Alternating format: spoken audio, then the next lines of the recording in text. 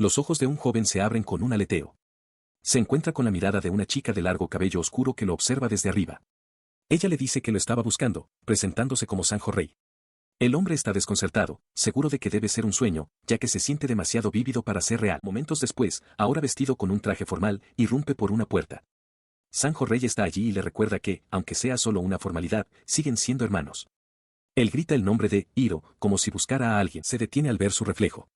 Se queda mirando el rostro que le devuelve la mirada, un rostro que parece despreciar. Detrás de él, Sanjo Rey lo toma suavemente del brazo, instándolo a darse prisa porque la limusina los está esperando. En un movimiento repentino y violento, se golpea la cara con una fuerza tremenda.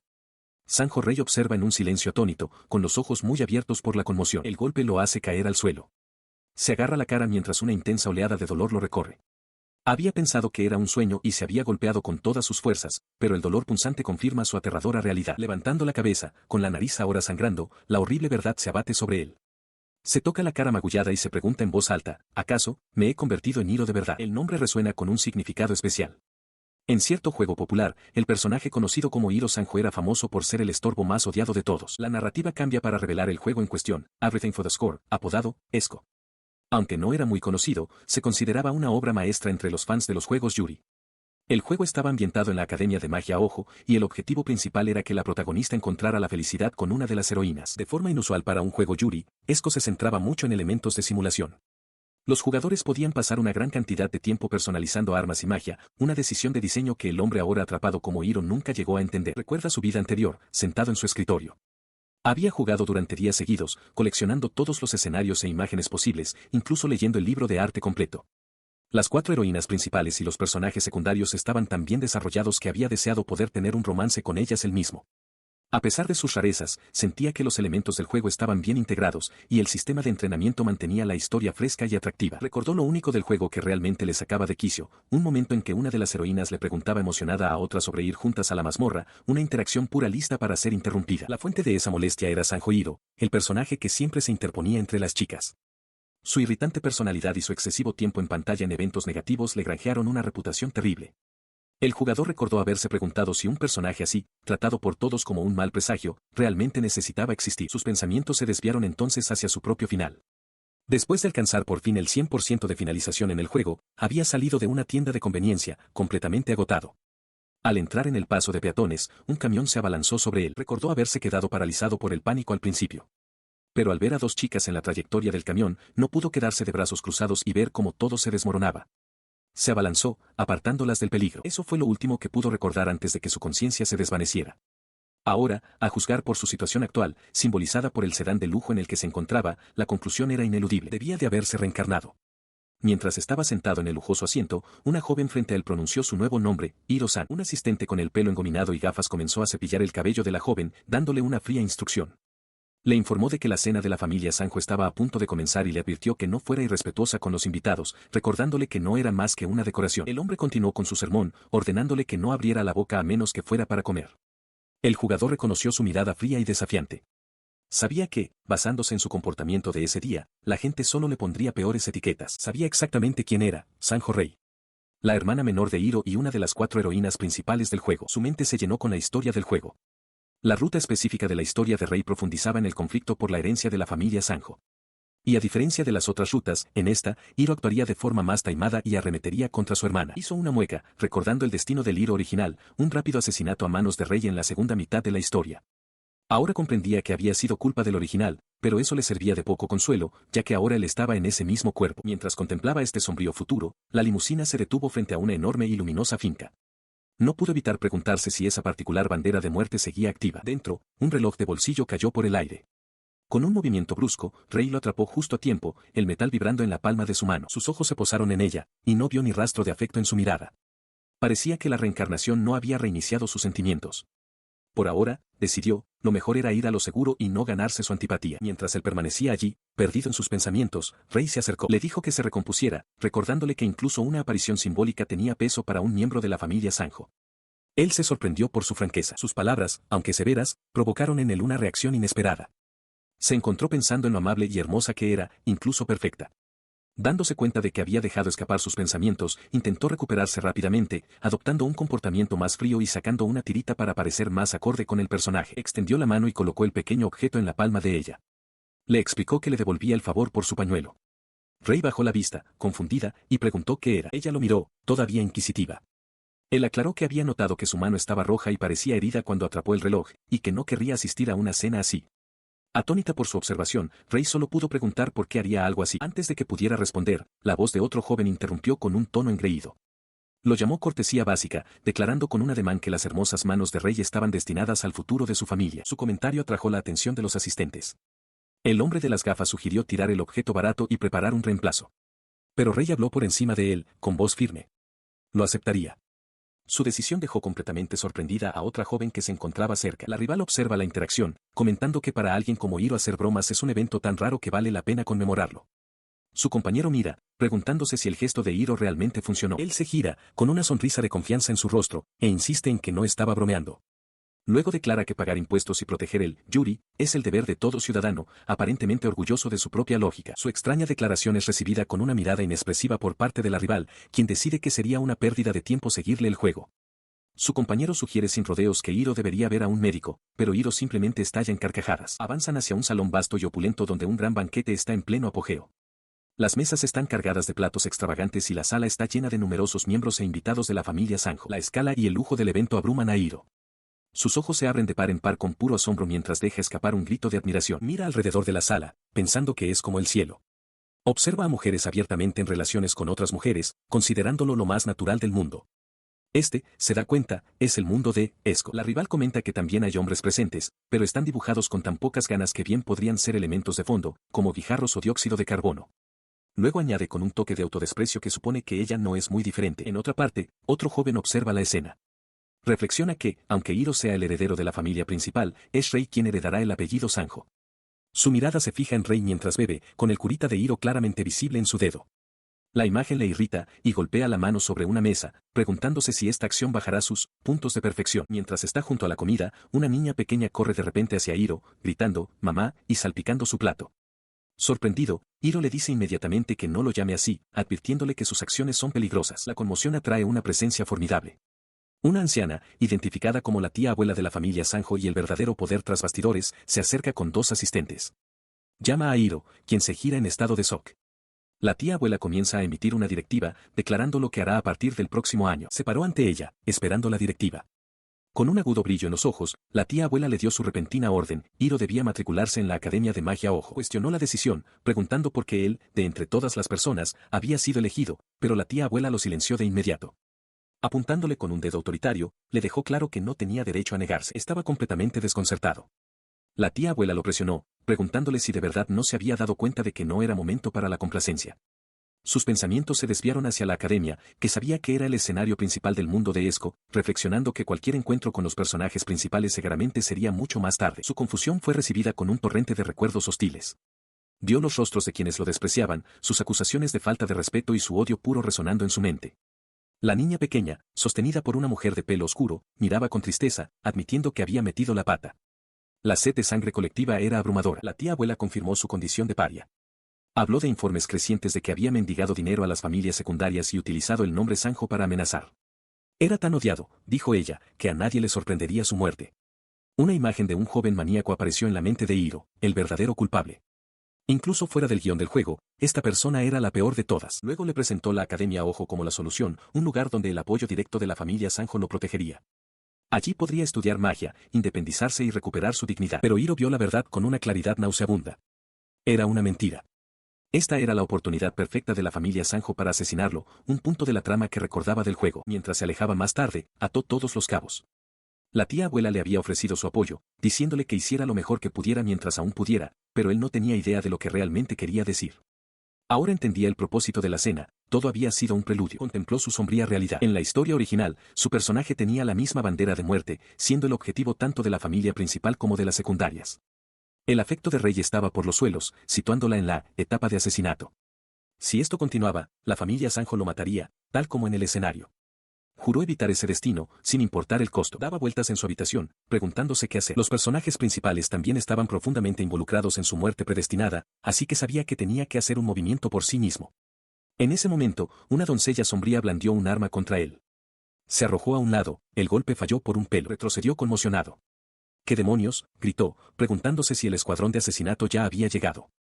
Ante él estaban la niña pequeña y otra doncella, esta con un parche en el ojo y llevando un arma masiva, parecida a un garrote, en la espalda. Retrocedió, confundido por el cambio repentino.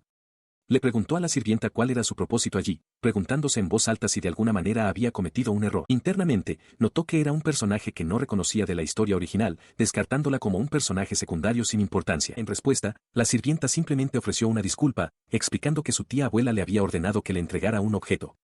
Le presentó el objeto largo y envuelto en tela que llevaba. Sus ojos se abrieron de par en par en un repentino reconocimiento. Ahora sostenía el objeto, dándose cuenta de que era el apoyo que su tía abuela había mencionado, un dispositivo catalizador mágico.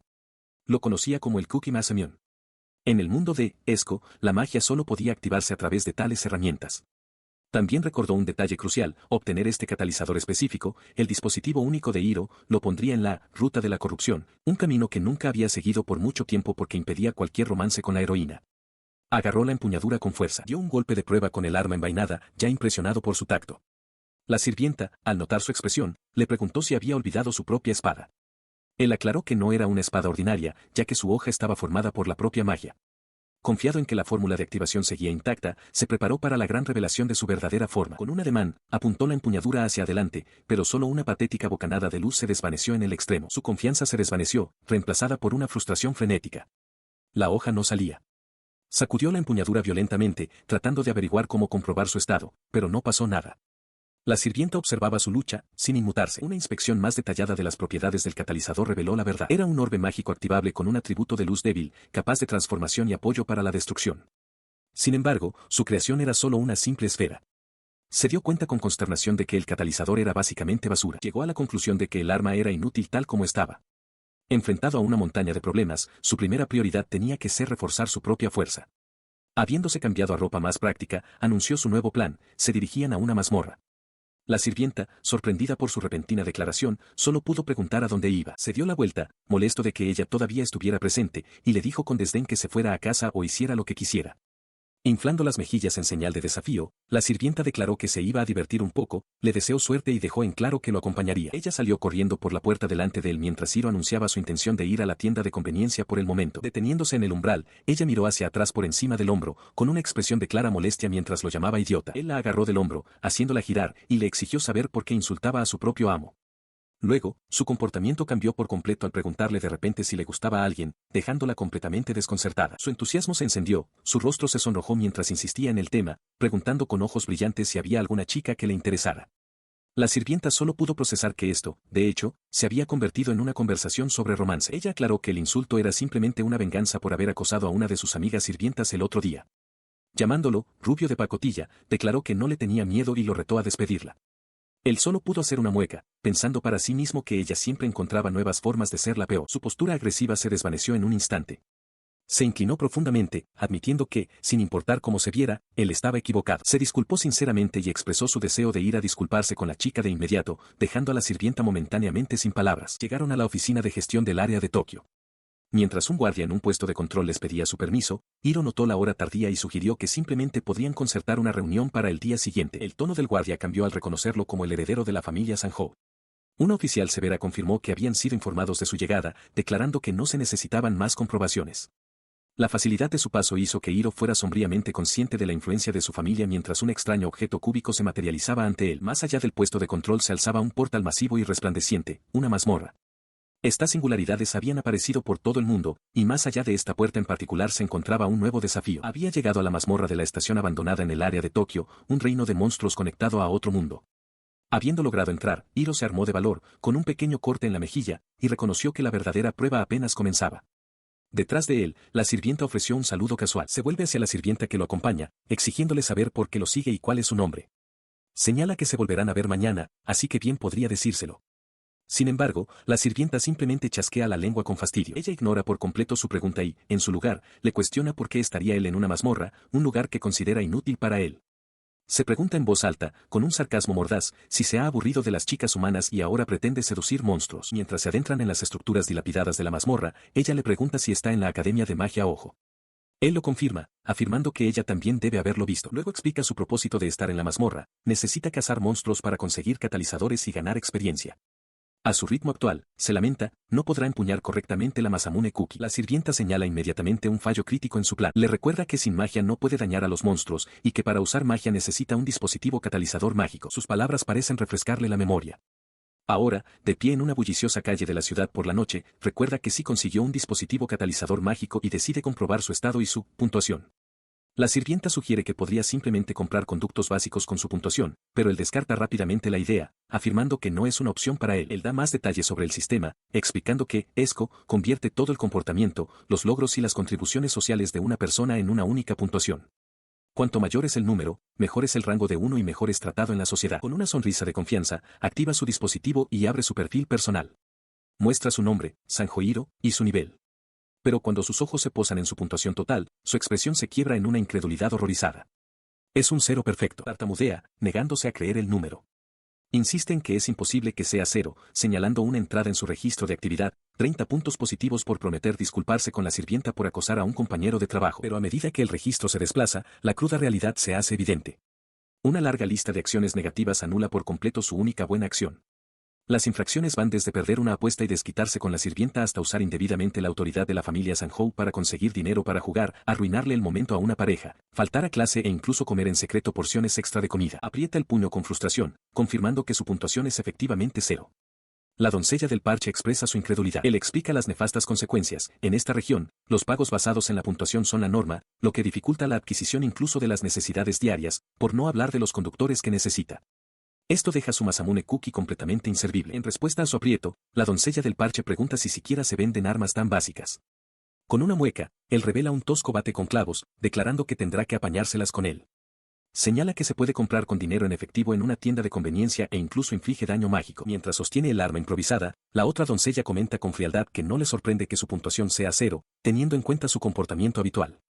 Él le responde bruscamente, insistiendo en que, como no es su deuda, no está de acuerdo con la situación, y eso es exactamente lo que le hace sospechar. Su mirada se intensifica mientras lo estudia.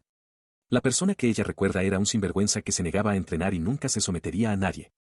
Se encuentra cuestionando si este es realmente el mismo Hiro que una vez conoció. Dándose la vuelta para marcharse, comenta que su disculpa debió de sorprenderla de verdad, pero le dice que se relaje, que para todo hay una primera vez. Ella responde que se sintió igual la primera vez que vio a la princesa Yako, asegurándole que se acostumbrará. Sin embargo, por dentro, él suda, preguntándose si ha logrado ocultar sus verdaderas intenciones y recordándose a sí mismo que debe mantenerse alerta. Su vigilancia se pone a prueba de inmediato cuando una pequeña criatura con armadura, blandiendo una espada y un escudo, emerge de los escombros.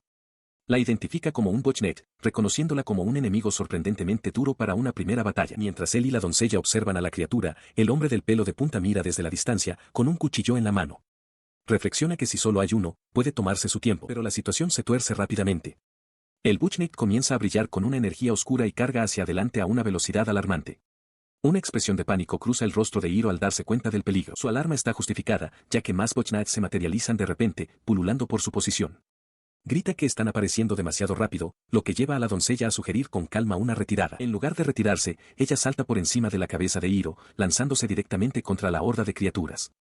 Les grita tanto a él como a la otra doncella que retroceda. Se movió como un destello, su espada un rayo de luz que atravesó la forma del monstruo con una precisión letal. Su asalto fue tan rápido que la horda fue diezmada en instantes, dejando a Hiro y a su compañera mirando con incredulidad. No podía comprender el poder que presenciaba, preguntándose si a los ojos de ella no eran más que unos novatos de mazmorra. Cuando la amenaza inmediata desapareció, una nueva figura apareció en un saliente sobre ellos.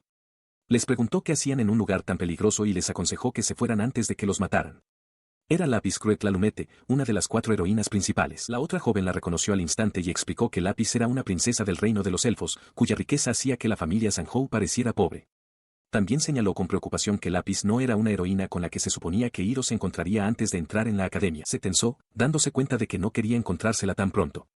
Por lo que sabía del mundo de Esco, Lapis era el personaje número 1 en ejecutarlo en cuanto lo viera, recordando una vez que lo hizo por algo tan trivial como comerse un helado guardado. Lapis descendió, comentando que había ayudado sin pensar, pero que tal vez no era necesario ya que él era un hombre. Usando un dispositivo catalizador mágico, revisó su perfil y se inmutó al ver que su puntuación era 0. Incluso un monstruo cercano se burló de la revelación. Él se apartó aterrorizado, gritándole que se mantuviera alejada porque no quería morir. Le preguntó si se daba cuenta de lo peligrosa que era. Sin inmutarse en absoluto, Lapis sonrió y se ofreció a acompañarlo hasta la entrada de la mazmorra para que pudiera llegar a casa rápidamente. Su actitud tranquila era desconcertante. Lo miró directamente y le preguntó qué creía él que era ella, exactamente. Azorado, Hiro solo pudo devolverle la mirada, sin saber qué decir. Su mente solo pudo producir un pensamiento, era una elfa vestida como una especie de pervertida. El pensamiento debió de reflejarse en su rostro. Lápiz se inclinó, insistiendo en que su atuendo era ropa formal. Antes de que pudiera responder, su compañera doncella le agarró la cabeza, exigiéndole saber a dónde estaba mirando. Hiro solo pudo protestar que él no tenía la culpa. Escuchó cómo Lápiz finalmente accedía a hablar, revelando que su puntuación era de unos asombrosos 30.000.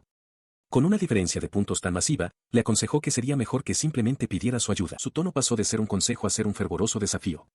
Declaró que si las palabras no eran suficientes, lo entrenaría personalmente y le ordenó que se preparara. Él encontró la situación profundamente incómoda, aunque apreciaba su energía juguetona cuando se dirigía a otros, ser el objetivo él mismo era un asunto completamente diferente. Su compañera, sin embargo, no tuvo compasión y lo reprendió por su despiste. Interponiéndose entre ellos, su compañera aceptó formalmente el desafío. Se disculpó con la princesa por la aparente grosería de Hiro, prometiendo reprenderlo más tarde, dejándolo atónito por su intervención. Lápiz expuso alegremente los términos de su duelo. Si ella perdía, una posibilidad que consideraba casi imposible, le daría todo lo que tenía. En respuesta, él estableció su propia condición, si ganaba, quería su catalizador. Una vez establecidos los términos, su sirvienta le entregó un arma tosca, parecida a un garrote. Sus ojos se entrecerraron, concentrado. Sabía que ella era una arquera famosa, pero su postura actual y la falta de un arco sugerían un enfoque diferente. Su compañera le sugirió en voz baja que probablemente debería rendirse. Una sonrisa de confianza se dibujó en su rostro mientras respondía que era muy consciente de las probabilidades. La sonrisa se transformó en una mirada de feroz determinación. Se rió, confesando a su desconcertada compañera que había pasado incontables horas entrenando y elaborando estrategias con el único objetivo de derrotar a Lápiz. Sin ser consciente de su determinación, Lápiz le ofreció una generosa ventaja, podía usar cualquier arma, dar los primeros 10 golpes y ella no se movería de su sitio. Antes de que pudiera terminar la frase, él estalló en acción, lanzándose hacia adelante a una velocidad cegadora. Sus ojos se abrieron de par en par por la sorpresa, no por el ataque, sino por su descuido. Le gritó que había olvidado su catalizador mágico, reconociendo su alto rendimiento pero cuestionando la imprudencia de su embestida. Su concentración permaneció intacta. Sabía que el catalizador podía equiparse en su propia espada, la Kuki Masamune, y estaba decidido a conseguirlo.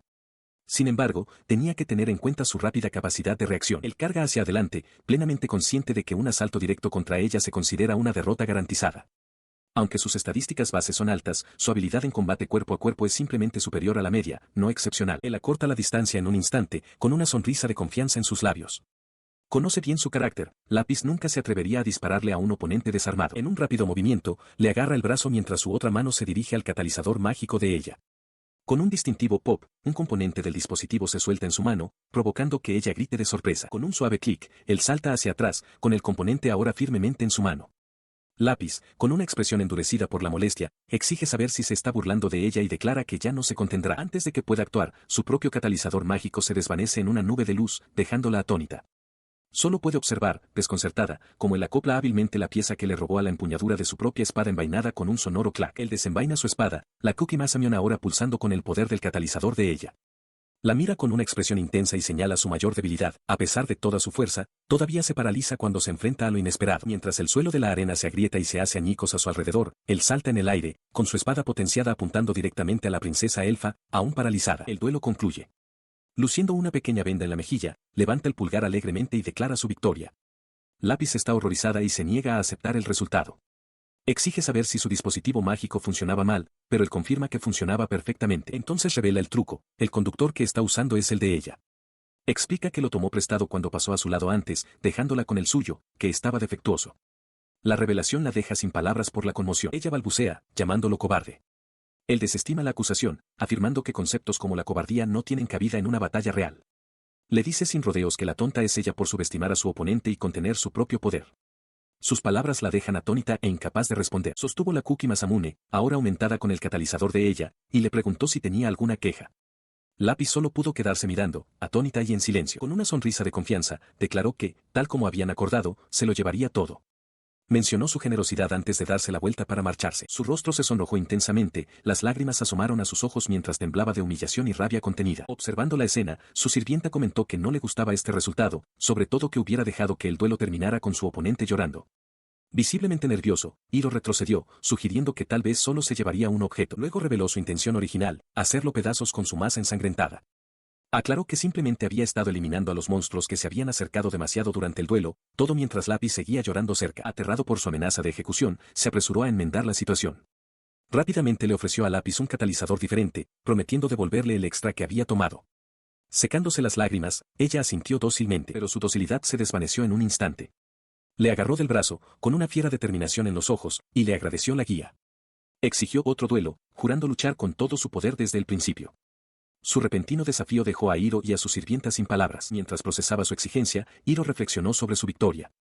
Admitió que la suerte fue un factor, pero su habilidad para activar la Kuki Masamune y, lo que es más importante, evitar la ruta de mala relación con Lápiz, se debió a su amplio conocimiento por haber jugado a Esco en su vida anterior. Se sentía seguro de que este conocimiento previo le permitiría esquivar todas las trampas mortales que le esperaban. Su verdadero objetivo se aclaró en su mente, usar su conocimiento para asegurarse de que él, Sanhou Hiro, no se convirtiera en un obstáculo entre las heroínas de la historia.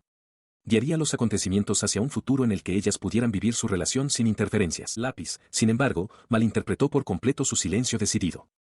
Lo siento, me rindo. He perdido, dijo, con la voz cargada de sarcasmo, antes de gritar que estaba claro que intentaba dejarse ganar. Ella lo derribó al suelo, inmovilizándolo bajo su arma con una intensidad furiosa. Entonces ve con todo, le exigió. Atrapado y abrumado, Hiro solo podía pensar que iba a morir, sintiendo como la voluntad de luchar ya lo abandonaba. A un lado, su sirvienta observaba el espectáculo, deseando en silencio un respiro de tanto caos. En las profundidades abandonadas de una estación de tren en ruinas, unas criaturas parecidas a duendes cargan por las vías. Frente a ellos, un joven de pelo claro y puntiagudo desenvaina con calma una katana, su silueta recortada contra la penumbra. Se mueve en un instante, su espada es un arco plateado que atraviesa a los monstruos sin esfuerzo. La batalla termina en un momento. Con una sonrisa triunfante, observa cómo se materializan los puntos de experiencia, reflexionando sobre cómo todo esto comenzó el día después de su vertiginosa reencarnación. Tras el desafío de la mazmorra, aparece una pequeña bolsa de botín. Se siente seguro de que con su espada, la Kuki Masamune, todo irá sobre ruedas. Un fugaz y culpable pensamiento de una Lápiz angustiada cruza su mente, reconociendo que se lo debe a ella. Avanza por la ruinosa estación de Tokio, el nivel más bajo de esta mazmorra. Se da cuenta de que ha reunido una buena cantidad de conductores, lo que debería resultar útil. Deteniendo su avance, levanta una carta brillante, decidiendo que es hora de usar algo de verdadera magia de mejora. Desde atrás, su asistente doncella lo observa, pensando que aunque actúa con confianza, todavía hay algo incierto en él. La doncella mira alrededor del desolado vestíbulo, preguntándose por qué le acompaña y si este es realmente el nivel más bajo. Él nota su expresión y le pregunta si todavía le molesta algo, mencionando que ya se disculpó con su colega. Con un bufido, ella descarta su preocupación. Mientras continúan, sus ojos se fijan de repente en una figura que acecha en un umbral cercano. Se detiene bruscamente, señalando hacia el pasillo sombrío y alertándole de que hay alguien allí. Doblan la esquina y encuentran a Lápiz, vestida con una sudadera con capucha, intentando esconderse detrás de un pilar. Él la llama por su nombre, sin inmutarse, preguntándole si de verdad considera eso esconderse. Sobresaltada, ella da un respingo. Ella sale torpemente, declarando que es una táctica de defensa de esquina.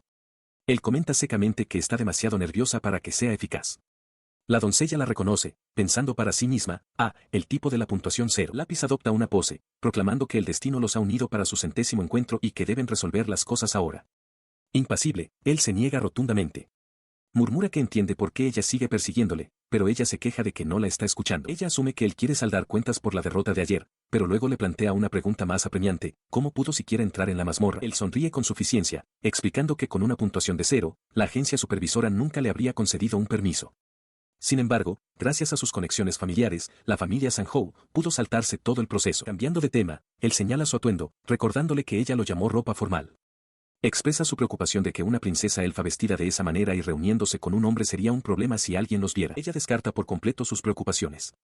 Para ella, la vergüenza de perder constantemente contra un tipo de puntuación 0 es mucho más significativa que ser vista con él. Razona que, como lo considera al mismo nivel que un insecto, nadie armaría un escándalo. Ella aclara que no tiene ese tipo de prejuicio, al menos no hacia él en este momento. En su opinión, menospreciar a los hombres es simplemente sentido común. Al oír esto, él se toca la oreja y responde con falsa sinceridad que se siente profundamente honrado, ya que tener una conversación agradable con ella es un suceso excepcionalmente raro. Ignorando su sarcasmo, ella le dice que no intente salvar las apariencias ni actuar con humildad mientras comienza a equiparse guanteletes y grebas de armadura sobre su ropa informal. Con una sonrisa decidida, declara que no se rinde con su combate. Lo acosa, llamándolo maníaco de las batallas e instándolo a prepararse. Finalmente cediendo, él acepta pelear solo lo suficiente para calmarla. Mientras se preparan, ella reflexiona sobre su insistencia. No es que disfrute metiéndose con los débiles, pero algo en la forma en que luchó el día anterior le pareció extraño. Sus pensamientos se hacen añicos cuando una mano enorme y acorazada se posa sobre su hombro. Un imponente caballero con armadura de placas completa, blandiendo un mandoble, ha aparecido de entre las sombras, y el guerrero solo puede mirar en estado de shock. Reacciona al instante a otro ataque furtivo, descartándolo como los mismos trucos sucios de siempre. Grita que todo el mundo se agache y salta hacia adelante para derribar a una joven arquera justo cuando un asaltante invisible ataca. El guerrero protege a la chica con su cuerpo mientras un enorme puño blindado se estrella contra el suelo donde acababan de estar, haciendo saltar chispas. Aprieta los dientes, preguntándose quién podría ser este nuevo y problemático oponente. El origen del ataque es una corpulenta armadura animada, envuelta en un aura oscura. Se trata de un encuentro raro, un suceso repentino en una mazmorra en el que un enemigo de alto nivel aparece en una zona muy por encima de su dificultad esperada. Reconoce a la criatura como una armadura fantasma flotante, un espíritu vengativo nacido de los rencores de los monstruos de tipo caballero. De repente se da cuenta de algo, debió de activar accidentalmente las condiciones para su aparición al cazar a tantos de ellos el día anterior. Levanta a la arquera en brazos. Ella protesta, insistiendo en que puede sostenerse por sí misma, pero él se disculpa y la sujeta con firmeza. Le dice que es evidente que le han fallado las piernas por el miedo, y como solo se pondría a gritar si se lo señalara, se limitará a guardar silencio y a llevarla. Sin soltarla, vuelve a dirigir su mirada hacia la amenazante armadura fantasma. Señala que el enemigo no va a esperar a que ella se recupere. En otro lugar, la doncella del parche en el ojo recibe la orden de dirigirse a la entrada. Ella replica que ya lo tenía planeado, señalando que la armadura fantasma flotante es muy resistente y que Lápiz está ahora fuera de combate. El guerrero decide un curso de acción, declarando que la mejor de las 36 estratagemas es huir. Levanta su arma en forma de bastón, invocando las órdenes conductor y conectar mientras la energía mágica comienza a arremolinarse a su alrededor. Prepara su hechizo, alterando rápidamente su propio cuerpo. Mejora sus nervios ópticos, refuerza su musculatura y esqueleto, y genera una capa superficial de maná. Con los preparativos terminados, se dispone a activar el hechizo. Con los preparativos terminados, desata su poder, gritando el nombre del hechizo, proyección de mejora. La arquera en sus brazos lo mira incrédula, sorprendida de que sea capaz de usar una forma de magia tan avanzada. Él revela la naturaleza de su hechizo, una fórmula conocida como magia esco, que puede desplegarse combinando conductores. Esta hazaña solo es posible gracias a la capa superficial de maná que adquirió recientemente. Con el hechizo lanzado no como un ataque sino como una distracción, recoge a la joven arquera y declara que su prioridad inmediata es escapar. Razona que no importa cuán fuerte sea la criatura, el sistema le impide perseguirlos a través de diferentes pisos de la mazmorra. La asesina vestida de sirvienta los sigue mientras corren hacia la salida. Sin embargo, su perseguidor reacciona con rápida determinación. La armadura fantasma flotante levanta su escudo, el metal crujiendo bajo la tensión de su repentino movimiento. La figura acorazada lanza su escudo como un disco. El guerrero mira hacia atrás, con los ojos muy abiertos mientras el proyectil giratorio pasa zumbando a su lado. El escudo no los alcanza a ellos, sino a su única salida. La asesina observa cómo se estrella contra la puerta de salida, destrozando la estructura en una nube de polvo y escombros. Se detiene en seco, todavía cargando a la chica, con el rostro tenso por la frustración. Su ruta de escape está completamente bloqueada por escombros, con el escudo del enemigo incrustado en los restos. Esto, se da cuenta, es un problema serio. Volviéndose hacia el caballero humeante, su frustración da paso a una sonrisa desafiante. Se dirige a la armadura, preguntándole burlonamente si lo extrañó. De repente, Lápiz está de pie, pareciendo lo suficientemente estable como para mantenerse. El guerrero la mira con sorpresa. Ella observa que es probable que su magia se agote primero y pregunta si realmente pueden deshacerse de su oponente. Su mirada se desvía hacia un extraño cubo flotante cercano. Reconoce que, si bien no pueden ignorar las armaduras espirituales, tampoco han encontrado ninguna puerta dimensional que los saque de aquí. Con resolución, le declara al guerrero que es hora de continuar su combate. La expresión del guerrero se ilumina con una idea. Desafía a Lápiz, si derrota a ese trozo de metal, le concederá la victoria en el combate. Ella reacciona con incredulidad, gritando que es imposible que pueda vencerlo. Él se burla de ella, cuestionando su bravuconería anterior sobre un jugador de puntuación 0 enfrentándose a un enemigo poderoso. Lápiz admite con frustración que todavía no puede moverse lo suficientemente bien como para correr. Internamente, el guerrero sonríe, pensando que ella es una cerebro de batalla que seguramente morderá el anzuelo si lo plantea como una pelea. Se agacha, mirando a Lápiz con feroz determinación. Le dice que se convertirá en sus piernas, permitiéndole aplastar la cara arrogante de su adversario acorazado. Ella lo cuestiona, preguntando si hacer equipo invalidaría los términos de su combate. Él descarta la idea, admitiendo que como jugador de puntuación 0, no conoce las reglas oficiales. Lo que sí sabe, afirma con convicción, es que no puede permitir que ella muera aquí. Sus palabras parecen afectarla, y ella le dedica un pequeño guiño, casi juguetón, antes de que su expresión se endurezca. Volviéndose hacia la armadura fantasma, el guerrero ruge su intención de derribar a la criatura y convertirla en chatarra. Luego se disculpa en voz baja, dándose cuenta de que en su jardín Yuri ideal, no debería faltar ni una sola chica. Mientras la armadura se abalanza, él grita una orden táctica para que ella ataque por la izquierda. Lápiz obedece al instante, pero el poderoso contraataque de la armadura la hace retroceder. Él inmediatamente ve una abertura en su defensa y se la señala. Él explica que atacar el exterior es inútil, su resistente núcleo es el verdadero cuerpo. Le pregunta si puede perforarlo a través de los huecos en el blindaje. Con un grito desafiante, ella se lanza hacia adelante, exigiendo saber con quién cree que está hablando. Su arma golpea el pecho de la armadura, y un destello de energía estalla en el punto de impacto. El golpe acierta y, por un momento, parece haber funcionado. Sin embargo, él observa que la potencia de fuego de ella es probablemente insuficiente. La armadura sigue en pie, aparentemente ilesa. Al ver que la armadura prepara su espada, decide que no tiene otra opción. Declara que le facilitará el blanco y, de repente, la agarra por detrás, para su sorpresa. Activa lo que él llama su única y exclusiva mejora física final.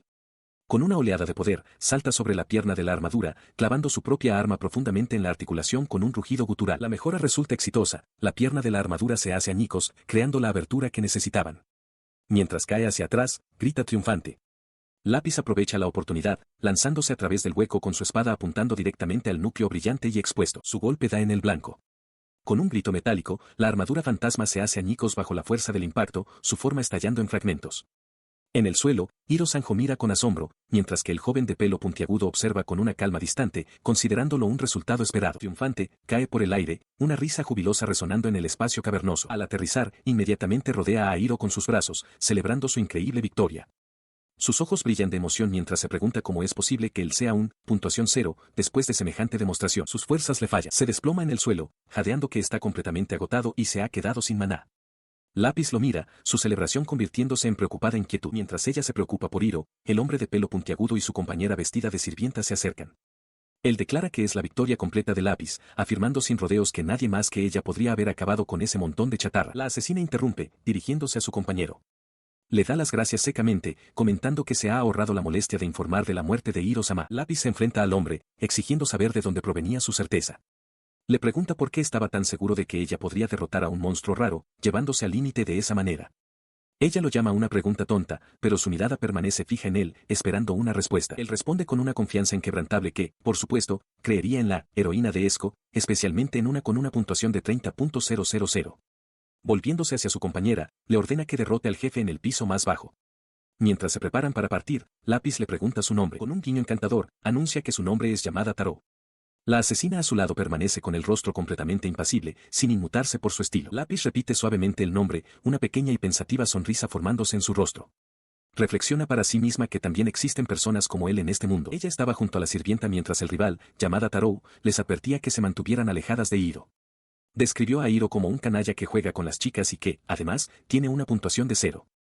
Parecía especialmente receloso de lo rápido que Lápiz y Hiro habían congeniado, habiéndose conocido apenas el día anterior. Sin embargo, su preocupación externa era una fachada para una repentina e intensa revelación. Su sentido Yuri, le gritaba, quizás Lápiz y la sirvienta habían venido juntas. La idea lo sumió en un frenesí de deleite. Se imaginó que lo estaban usando como excusa para encontrarse, visualizándolas en un abrazo romántico. Celebró este nuevo emparejamiento, a primera vista. Lápiz, nerviosa, insistió en que solo era un atuendo ocasional, mientras la sirvienta permanecía impasible. Independientemente de sus fantasías, su misión fue un éxito. Lápiz había despachado al jefe del piso más bajo de un solo golpe, permitiéndoles a todos regresar a salvo al mundo exterior. Pasaron unos días y la vida volvió a una rutina familiar. Dos mujeres jóvenes caminaban juntas por un paso elevado. De repente, la chica de pelo corto tropezó, gritando mientras caía hacia adelante. Su compañera se giró justo a tiempo para verla tropezar. Cayó encima de su amiga, disculpándose de inmediato e intentando levantarse. Su amiga, sin embargo, le dijo que no pasaba nada y sugirió que se quedaran así un poco más. Esto no fue un accidente. Cerca de allí, el rival celebraba su exitosa emboscada Yuri en la vía pública. Reflexionó que su hábito de correr temprano por la mañana, mantenido desde antes de su reencarnación, era esencial, ya que la resistencia es crucial para conquistar los juegos Yuri. Sus pensamientos se desviaron hacia la mecánica de Esco. Consideró cómo la fuerza de un mago depende enteramente de sus estadísticas personales. Un gráfico de las estadísticas de Hiro apareció en su mente, mostrando valores excepcionalmente bajos en todos los ámbitos, especialmente en poder mágico. Sabía que sin suficiente poder mágico, incluso un buen catalizador resulta en hechizos débiles y un rápido agotamiento. Continuó su carrera, reflexionando sobre su propio entrenamiento. Aunque las puntuaciones podían mejorar las habilidades, la única forma de aumentar el poder mágico era a través de un entrenamiento tedioso y constante. Su método había sido correr maratones mientras usaba magia de mejora corporal. Había renunciado a eso, decidiendo que era mejor simplemente correr normalmente después de que su magia se agotara. Mientras corría, notó con cierta inquietud que últimamente había estado viendo más magos por la zona. Siente una sensación de inquietud al notar a un par de mujeres con orejas de elfo observándolo desde un banco cercano. Algo en la situación no le parece bien. El joven es detenido de repente por una sirvienta que lleva una cómica nariz y gafas falsas. Él la delata de inmediato por el disfraz, pero ella finge ignorancia, afirmando que se ha equivocado de persona. Ella se quita el disfraz, revelando su parche en el ojo. Con una mirada severa, se presenta como la sirvienta delta de la familia Sanjo, llamándolo tonto por confundirla. Él replica que su actuación ha sido completamente descubierta. Decide dejar pasar el asunto con la sirvienta por ahora. Sintiendo los ojos de las elfas sobre él, asume que están cotilleando sobre él como si fuera una bestia rara. Acalorado por su carrera, se dirige adentro a por una bebida. Al entrar en el gran vestíbulo, es confrontado inmediatamente por Lápiz. De pie en lo alto de las escaleras con las manos en las caderas, le grita que llega tarde y que debería haber enviado un mensaje si iba a correr durante 2 horas. Él se queda allí, agotado y sudando, mientras ella continúa con su queja. Lápiz afirma que si no fuera por un mensaje de los guardias, se habría quedado atrapada esperando afuera. Luego le pregunta directamente por qué está él allí. Luego se burla de él, llamándolo el Yamadakun de la familia Sanjo y comentando su descarada mentira. Lápiz explica que es fácil encontrar información personal, especialmente porque no hay muchos nobles con una puntuación de 0 que entren en mazmorras. Sus palabras revelan que la sirvienta Delta la dejó entrar, y Lápiz nota que la sirvienta todavía le guarda rencor. El rival se queda atónito al darse cuenta de que los guardias que enviaron el mensaje debían ser las elfas que vio antes, lo que significa que estaban vigilando su ruta de carrera. En otro lugar, otro joven identifica correctamente a las compañeras de Lápiz como las arqueras Maikich, su unidad de guardia personal. Las reconoce como las 12 bellezas élficas de élite del juego, concluyendo que si están reunidas, Lápiz debe tener un enemigo. Sonríe, preguntándose si se trata de algún tipo de drama familiar. De vuelta adentro, Lápiz pregunta dónde está su habitación. Él evade la pregunta, cuestionando sus razones y señalando que las elfas vinieron con ella. Ella descarta su preocupación como razones personales, luego declara que su habitación está al final del pasillo del segundo piso, añadiendo que la habitación de al lado estaría bien para él. Se plantó en su puerta y anunció rotundamente que iba a vivir allí a partir de hoy. Su declaración lo dejó tartamudeando, intentando explicar que, fueran cuales fueran sus razones, debía irse a casa.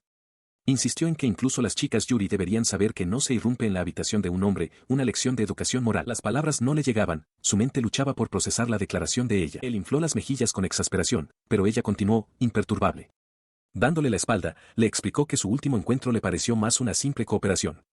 Razonó que vivir juntos haría su competición más fácil y conveniente hasta que las cosas se resolvieran, presentándolo como un acuerdo perfectamente lógico. Con un guiño juguetón, lo señaló, con una sonrisa de confianza en su rostro.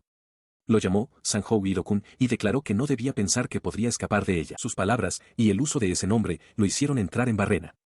Se agarró la cabeza, gritando de pura frustración, diciéndole que no se metiera con él. Mientras tanto, bajo el cielo nocturno de la extensa ciudad, otra figura vigilaba. Una mujer de largo cabello oscuro apoyaba una mano en la empuñadura de su katana. Reflexionaba sobre los recientes acontecimientos relacionados con Lápiz, encontrando notable que aquel que había admitido la derrota y ahora buscaba la revancha, aquel que había captado seriamente el interés de alguien tan poderosa como ella, fuera un hombre humano, nada menos. Una sonrisa de confianza se dibujó en sus labios mientras pronunciaba el nombre en voz alta, Sanjo Hiro. Su presencia irradiaba un aura de inmenso poder, una clara señal de que una nueva y formidable jugadora entraba en el campo. Una imponente mansión de varias plantas se alza bajo un cielo despejado, su grandiosa arquitectura sugiere una considerable riqueza e historia. En la entrada, se desarrolla una escena sorprendente. Lápiz, al frente de un gran grupo de elfas, anuncia su llegada. Explica que las 12 de la arquería Maikich, junto con su considerable equipaje, estarán a su cuidado. Tambaleándose un poco, comenta que las casas para la gente son bastante pequeñas. Luego dirige su atención a Sanjo Hiro, ordenándole que ayude a cargar sus cosas. Él se señala a sí mismo, cuestionando su participación. Aclara que, aunque vive allí solo por ahora, la casa pertenecerá finalmente a la heredera, rey. Sus palabras quedan en el aire mientras la enorme escala de la propiedad se hace evidente. Desde una vista aérea, se revela la extensa finca con su casa principal, jardines y edificios anexos. Él lamenta para sus adentros que es demasiado grande y que no tenía idea de qué hacer con todo. Había estado contemplando este mismo problema, deseando poder compartirlo con alguien, pero ciertamente nunca imaginó compartirlo con un gran grupo de bulliciosas elfas. Justo en ese momento, más de ellas llegan en un vehículo robusto, gritando a todos que despejen el camino para más equipaje. Dentro, el grupo no pierde tiempo en sentirse como en casa. Mientras Hiro sube cajas por las escaleras, algunas de las elfas se maravillan de la gran cantidad de cuadros famosos que cubren las paredes. Una elfa ve una habitación en la esquina del primer piso y la reclama de inmediato, para el disgusto juguetón de su compañera. Su entusiasmo por la decoración continúa, para disgusto de Hiro mientras lucha con su carga. Las elfas admiran el arte, una de ellas señala una pieza de un estilo completamente diferente y otra elogia su buen gusto, ajenas a su sufrimiento. Se detiene un momento, el caos se desvanece en el fondo. Su expresión se vuelve seria mientras un pensamiento se cristaliza en su mente, hablando de la arquería Maiki. Sus pensamientos se dirigen a los líderes del grupo. Agotado, se sienta en el suelo y se pregunta dónde están.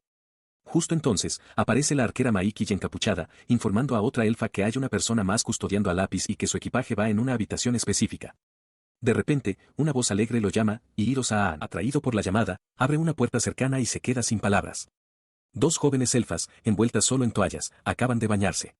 Una le agradece alegremente mientras sostiene una botella, mientras la otra la regaña por andar así. Hiro solo puede mirar, en un silencio atónito. Dentro de la zona de baños de la mansión, dos de las elfas recién llegadas, todavía envueltas en toallas, discuten sobre su nuevo compañero de casa. Una comenta que ha oído que Hiro es un mujeriego notorio, pero que acaba de entrar sin pensárselo dos veces. La otra elfa considera que, dado que su compañera encapuchada le dejó pasar, quizá no sea tan despreciable como afirman los rumores. Cerca de allí, la elfa encapuchada monta guardia en silencio, mientras el propio Hiro permanece junto a la puerta, aparentemente ajeno a la conversación. Mientras está de pie ante la puerta de los baños, una voz alegre le llama por su nombre, Hiro. La voz pertenece a Lapis, que le saluda con una brillante sonrisa. Le pregunta si ha terminado de ayudar y luego le pide un momento. Le explica que, como todos quieren llevarse bien, necesita que les explique las normas de la casa. Hiro parece a punto de interrumpir. Antes de que pueda hablar, ella continúa, detallando su dilema. Como están intentando vivir en una habitación de tatami, se da cuenta de que no puede dormir sin cama. A continuación, señala que la habitación de él, la de la esquina en el segundo piso, tiene convenientemente tanto una cama como esteras de tatami. Con un chasquido de dedos triunfante, Lapis presenta su sencilla solución: si intercambian las habitaciones, el problema está resuelto. Al darse cuenta de las implicaciones, Hiro sale corriendo inmediatamente, presa del pánico. Mientras huye, Lapis le lanza una última oferta, prometiéndole que si acepta el intercambio, hará que las chicas de arquería Maiki le ayuden.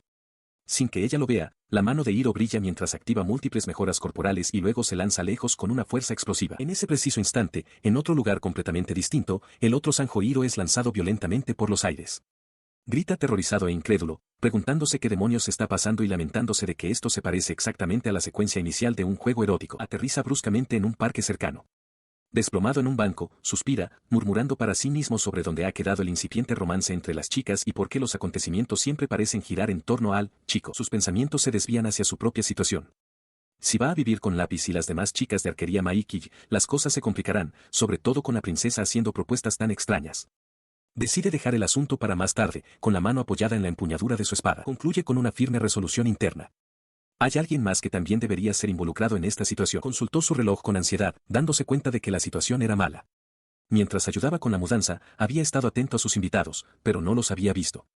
Supuso que llegarían a la hora de la cena y decidió preparar la más fina y lujosa hospitalidad para su llegada. Mientras él se preocupaba, una figura decidida se acercaba.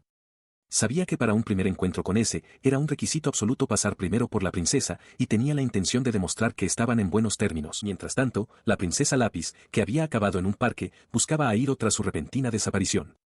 Razonó que, si seguía el sendero para correr, podría volver a la villa antes de la cena, y pensó que también existía la posibilidad de que Hiro viniera por ese camino. Antes de que Lapis pudiera encontrar a nadie, el otro Hiro fue confrontado por la misteriosa espadachina.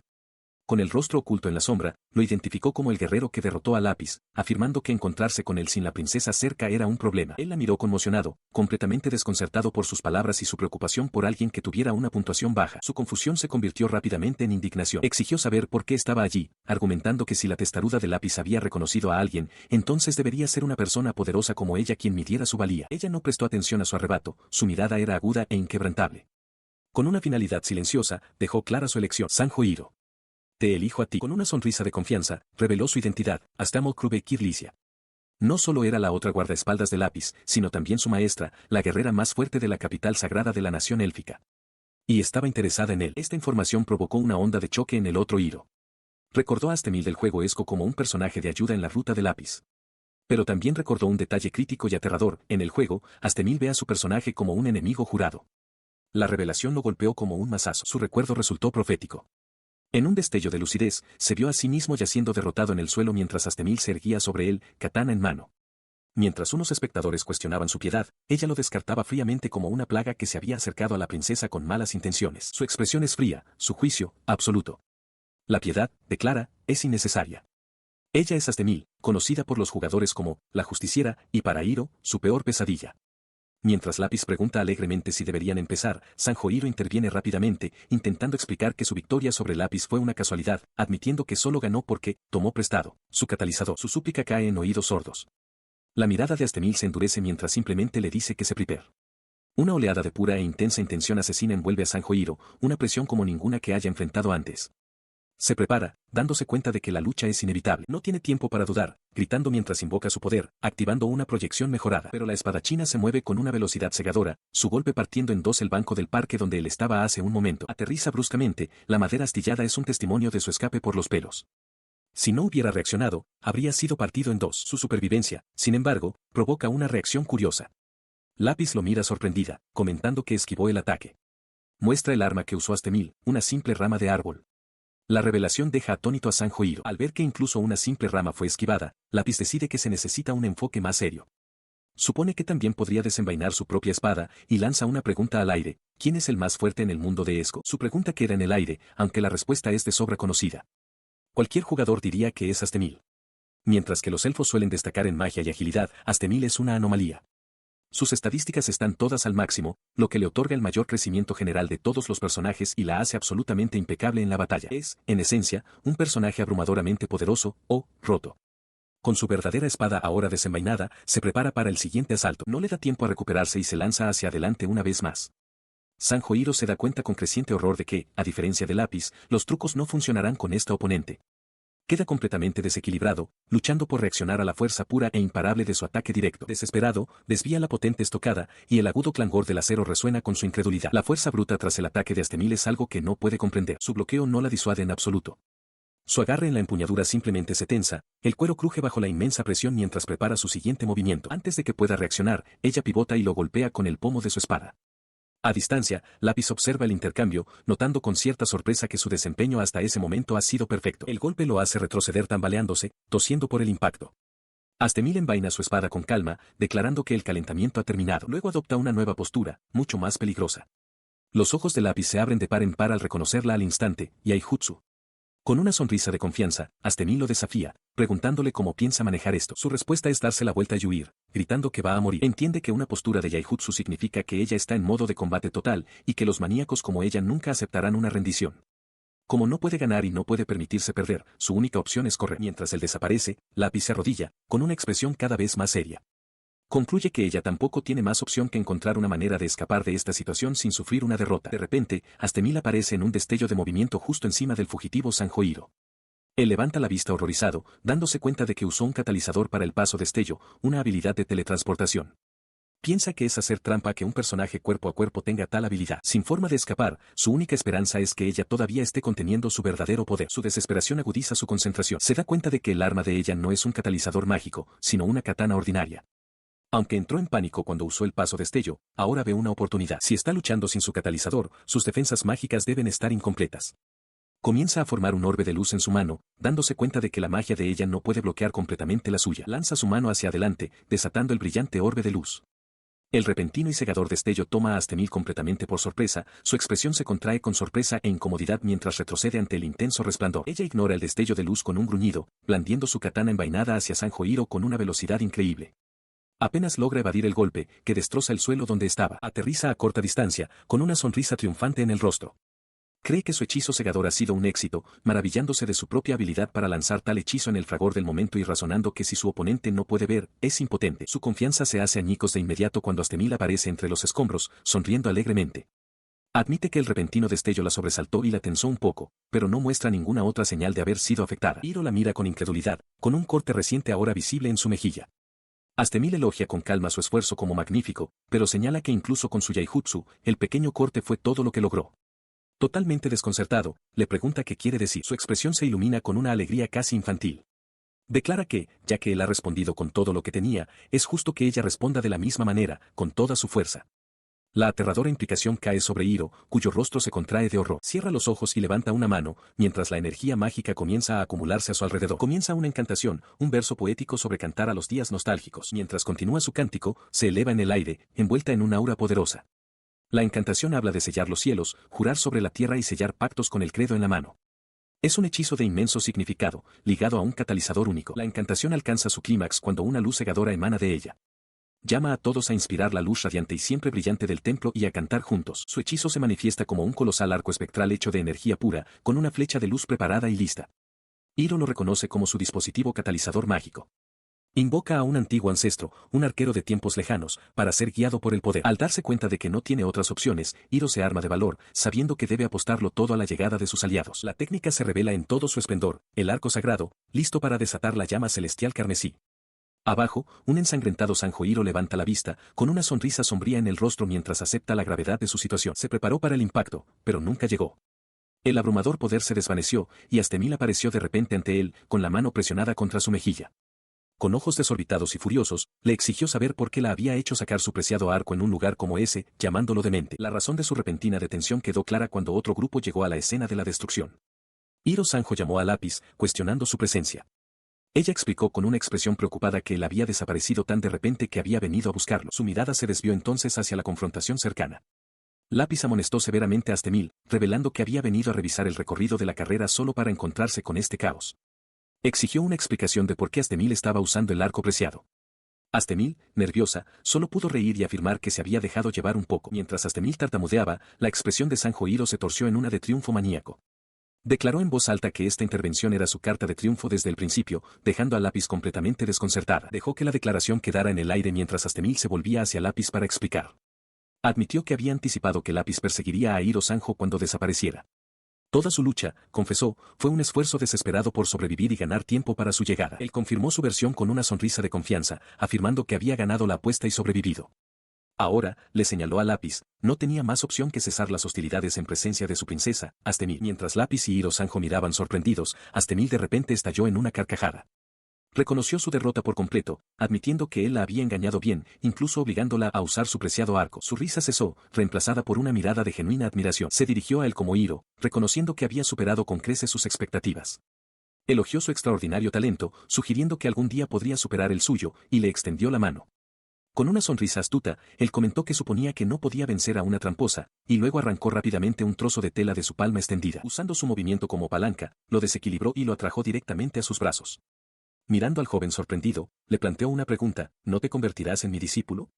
La repentina intimidad y la oferta inesperada dejaron a Lápiz atónita, anunciando una nueva ola de caos. A las 4 de la mañana, una joven de orejas puntiagudas se estira, comentando el agradable frío en el aire a Sanjo Hiro.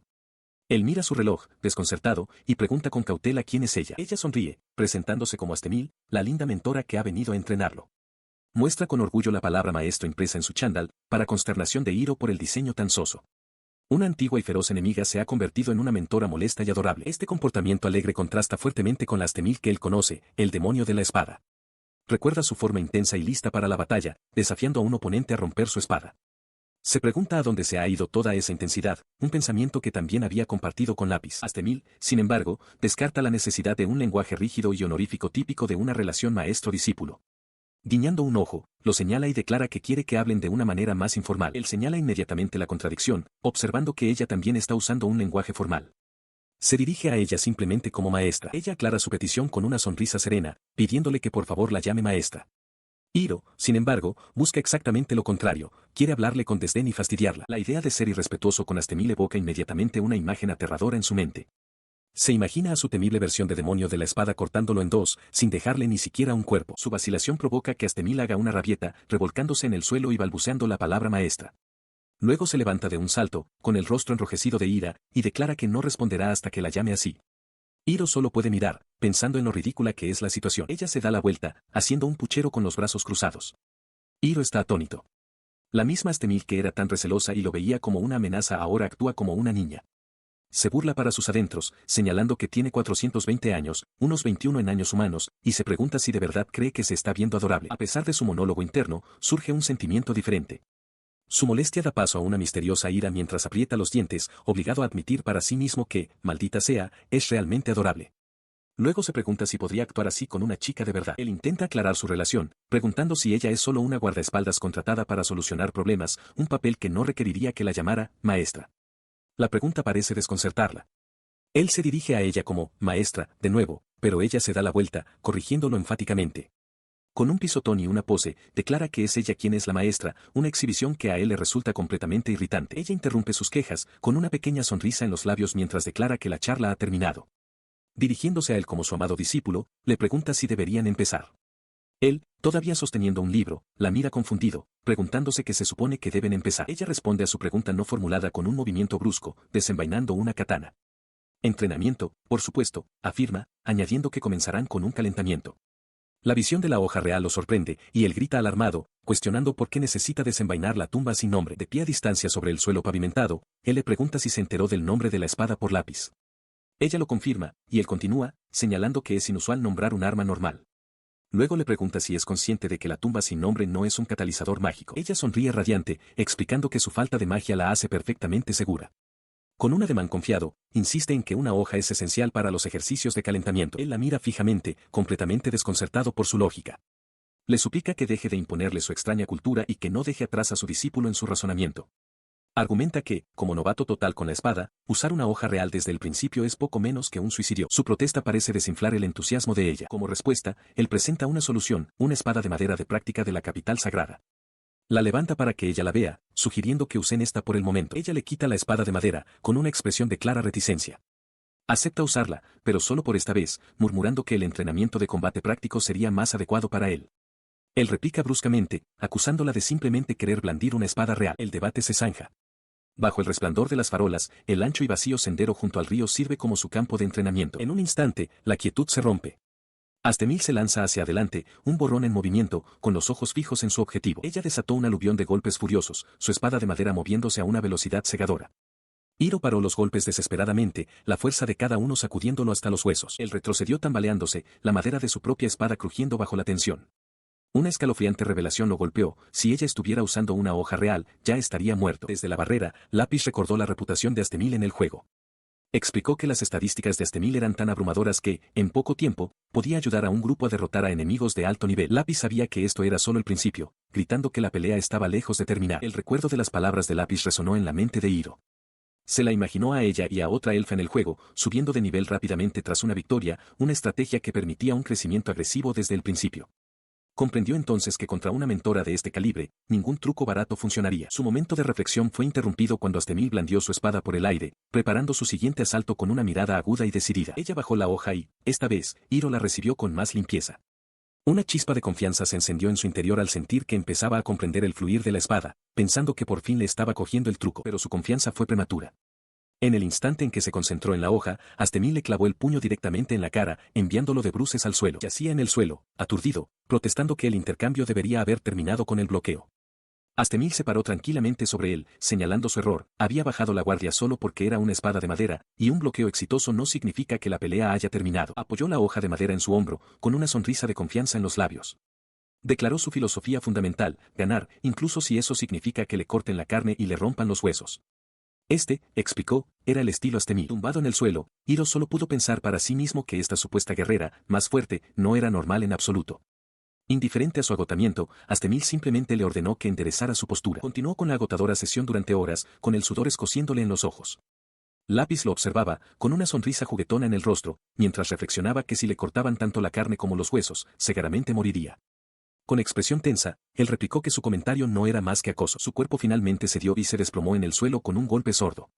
Jadeando, gritó, preguntándose cómo era que ella ni siquiera estaba sin aliento. Declaró que su propia resistencia base estaba casi al máximo y que la de ella era algo en lo que tendría que trabajar antes de llamarla gorila con enfado. Al verlo completamente agotado, Lapis se arrodilló a su lado y le ofreció una botella de agua. Elogió su fuerza de voluntad por haber llegado tan lejos sin desplomarse y anunció que era hora de un descanso para pasar a la teoría. Luego añadió con una sonrisa alegre que su entrenamiento se reanudaría en cuanto terminara el descanso. Mientras bebía, Hiro se disculpó inmediatamente por haberla llamado gorila, al tiempo que le gritaba que fuera a golpearse el pecho. Más tarde, sentados en un banco del parque bajo el cielo nocturno, Lapis le preguntó a Hiro si había decidido qué atributo iba a entrenar. Él bajó la vista hacia la bebida que tenía en las manos y admitió que todavía no estaba seguro. Ella comenzó a explicar el sistema. En este mundo, más allá de las estadísticas base, existen 6 atributos elementales para los catalizadores: fuego, agua, viento, tierra, luz y oscuridad. Al utilizar la magia de un atributo específico, uno podía aumentar sus estadísticas correspondientes. Consideró sus opciones, pensando que se inclinaba por el agua como su atributo principal. Parecía funcionar bien con otros elementos para un rol de apoyo, creando efectos como vapor sobrecalentado, con fuego, un cañón láser, con luz, o un deslizamiento de tierra, con tierra. Se dio cuenta de que elegir un rol secundario probablemente significaría renunciar a su espada Kuki Masamune debido a sus limitadas ranuras de fórmula. Lapis sugirió que la luz sería una buena opción, ya que combina bien con las espadas y permite moverse a la velocidad de la luz con el paso destello. La reacción de Hiro fue inmediata y visceral, odiaba la luz. Sorprendida, Lapis le preguntó por qué. Su mente evocó una imagen de su rival, Sanjo, sonriendo con confianza con una katana. La razón era clara, el atributo de la luz se solapaba con el de ese bastardo engreído. No podía soportar la idea de que alguien interfiriera con Yuri siendo un usuario de la luz, y rabiaba pensando que deberían volver a la nada. Lapis notó su angustia, le dio unas suaves palmaditas en la cabeza y observó que tenía muchas cosas en la cabeza. Saliendo de sus oscuros pensamientos, Hiro confesó que había estado pensando en probar otras armas además de las espadas. Intrigada, Lápiz se inclinó y le pidió que se explicara. Con la ropa desgarrada y el cuerpo temblando de agotamiento, Sanjohiro finalmente regresa a trompicones a las puertas de la finca. Lo había logrado. Camina por los terrenos, dándose cuenta de que son las 9 en punto, ha estado fuera casi 5 horas y se siente muerto de cansancio. Lápiz había desaparecido antes, diciendo que tenía un recado. La idea de caminar hasta el baño principal le parece una lata, así que decide usar las duchas del campo de entrenamiento, que están mucho más cerca. Con un fuerte empujón, abre la puerta de la sala de entrenamiento, un espacio vasto y silencioso que se extiende ante él. Pasa por la zona de entrenamiento, pensando que si de verdad quisiera entrenar, podría ir a la mazmorra. Por ahora, solo se dirige a la ducha. Dentro de la sala de duchas, observa la docena de cubículos alineados. Estando solo él aquí, le parece un completo desperdicio. Extiende la mano y abre el agua. Mientras se ducha, el sonido de una puerta cercana abriéndose llama su atención. Alguien más ha entrado. La comprensión golpea a Lápiz de repente. Sus ojos se abren como platos por la sorpresa, su rostro enrojeciendo intensamente mientras está bajo el chorro de agua. Suelta un grito agudo, resbalando en las baldosas mojadas y cayendo al suelo justo cuando él corre la cortina para investigar el ruido. No puede evitar reírse de lo absurdo de la situación. Burlonamente, lo llama un escenario clásico de "Oh Game", encontrando hilarante que, de todas las cosas que podrían pasar, tuviera que ser este cliché. Su risa se ve interrumpida cuando una figura encapuchada ataca desde las sombras, desequilibrándolo de una patada. Una mano enguantada presiona una cuchilla contra su garganta y una voz se burla del mismo cliché del que se estaba riendo, dejándolo paralizado. En la sala de duchas, el ataque a Hiro Sanjo es reanudado por una asaltante diferente, una elfa enmascarada y encapuchada. Lápiz, envuelta en una toalla, le grita al atacante, a quien llama Muir, que se aleje de Hiro, insistiendo en que está bien. La elfa, Muir, se sorprende por el nombre pero se mantiene concentrada, identificando a Hiro como un asesino que utiliza la técnica de arma oculta conocida como mano de sombra. Se mueve con una velocidad cegadora, desarmando a Hiro y arrojándolo al suelo de baldosas. Con su propia hoja ahora en su garganta, grita el título de Lápiz, princesa. La conmoción atrae a una multitud. La puerta de las duchas se abre, revelando a un grupo de otras mujeres elfas que miran conmocionadas la escena, Lápiz en su toalla, Hiro sin camisa inmovilizado en el suelo y Muir a punto de atacar. Sus expresiones cambian rápidamente al desdén. Una de las elfas califica la situación de aburrida, mientras que otra se burla de que Hiro debe ser solo un niño rico mimado que iba tras la princesa. Lápiz intenta calmar rápidamente la situación, insistiendo en que fue un accidente y que ella irrumpió donde estaba Hiro. Sin embargo, una de las guardias, una chica con gafas, responde con severidad que, como guardia de la princesa, no puede ignorar que un hombre la haya visto desnuda. Otro grupo de elfas, incluidas Astemil, se fija en el estado del cuerpo de Hiro. Una señala las marcas de cuchillo y los moratones, preguntando si ha soportado el entrenamiento de Astemil. Otra elfa con una coleta alta sonríe, comentando que el mocoso podría tener algo de potencial. La concentración de Muir se intensifica, su aura se enciende mientras aprieta los dientes, frustrada porque sus instintos se han embotado. Debajo de ella, Hiro se da cuenta de lo peligrosa que se ha vuelto la situación, mientras Lápiz observa, aterrorizada. En ese momento, una voz tranquila corta la tensión. Una mujer en chándal se adelanta, observando que las cosas parecen ponerse tensas y ofreciéndose a calmar el ambiente. Muir se pone en guardia de inmediato, dirigiéndose a la recién llegada como maestra. Desde el suelo, Hiro repite el sentimiento con su propio grito. Su maestra explica que un enfrentamiento entre sus alumnas elfas y Hiro era probablemente inevitable. Acepta parte de la responsabilidad, admitiendo que lo agotó en el entrenamiento hasta el punto de que perdió la concentración. Señalando directamente a Hiro, declara una solución: lucharán. La repentina proclamación deja a Hiro atónito, sintiendo como si hubiera sido arrojado a la trama de un manga shounen. Mientras el desafío flotaba en el aire, las guardias elfas discutían la situación. Una de ellas, la chica con coletas, señaló que su maestra lo había presentado como un combate amistoso, una simple reunión. Pero las expresiones tensas de sus compañeras, Muir y la elfa de pelo corto, sugerían que ellas no lo veían así. Su maestra, sin embargo, parecía estar de muy buen humor. Cargando bolsas de la compra, enmarcó alegremente el concurso como la nación de Alfheim contra la familia Sanjo. Luego dirigió su atención a Hiro, comentando lo sorprendentemente relajado que estaba para alguien que aparentemente había organizado un club solo para que le dieran una paliza. Abrumado, Hiro solo podía pensar que ese día debía de ser el aniversario de su muerte. A continuación, expuso las reglas del enfrentamiento, reconociendo que un combate directo resultaría en una victoria obvia para las arqueras de Maiki. Para crear una desventaja, anunció un cambio en los equipos. Llamó a Lápiz, asignándola a luchar del lado de la familia Sanjo. Con un guiño de confianza y un pulgar hacia arriba, Lápiz aceptó su nuevo papel. La noticia de que Lápiz sería su aliada dejó a Hiro atónito. Pero la maestra no había terminado con sus anuncios. Declaró que él tendría una ayudante más en la batalla que se avecinaba. En ese momento, llegó Sanjo Rey, vestida con un uniforme de sirvienta y con una expresión de total desconcierto ante la escena. Exigió una explicación a la maestra, mientras su mente ya procesaba la increíble perspectiva de luchar junto a su hermana pequeña Tsundere y la elfa bulliciosa. Hiro Sanjo se queda en shock, exigiendo saber qué está pasando. Grita el nombre de Rey, con los ojos muy abiertos al percatarse también de la presencia de una pequeña sirvienta y de la elfa, Lápiz, que sostiene una bolsa de bocadillos. Se vuelve hacia Lápiz, preguntándole cómo conoce a la mujer. Mientras da un gran bocado a un taiyaki, Lápiz explica despreocupadamente que la recogió mientras compraba el bocadillo. Hiro está horrorizado, insistiendo en que Rei no es el tipo de persona que uno simplemente trae por capricho. Lápiz aclara entonces que Rei es su hermana pequeña. La mujer es Sanjo Rei, la siguiente en la línea de sucesión para dirigir a la familia Sanjo. Al parecer, la información sobre ella había llegado a la finca principal, pero había sido descartada como un simple rumor desagradable y sarcástico. Lápiz se vuelve hacia Hiro, comentando que no podía creer que realmente hubiera traído elfos hasta que lo vio por sí misma. En ese instante, la asesina Muir aparece de entre las sombras y agarra a Lápiz, sobresaltándolos a ambos. Con una sonrisa socarrona, Lápiz empieza a hablar de la situación, pero Rei la interrumpe. Su expresión es fría mientras pregunta si Lápiz pretende convertirlas en sus amantes. Lápiz descarta la idea, diciéndole a Rei que se olvide de ellas. Luego le devuelve la pregunta a Rei, preguntándole si no está tratando a la princesa como a una amante, recordándole que una elfa sigue siendo una elfa. Su tono se vuelve afilado y amenazador. Llama a Rei una tonta cualquiera de otro mundo, que deambula por los dominios de la familia Sanjo como si fueran suyos. Acercándose, los ojos de Lápiz se entrecierran mientras le ordena a Rei que reconozca su lugar. Hiro se interpone rápidamente entre ellas, diciéndole a Rei que ya es suficiente.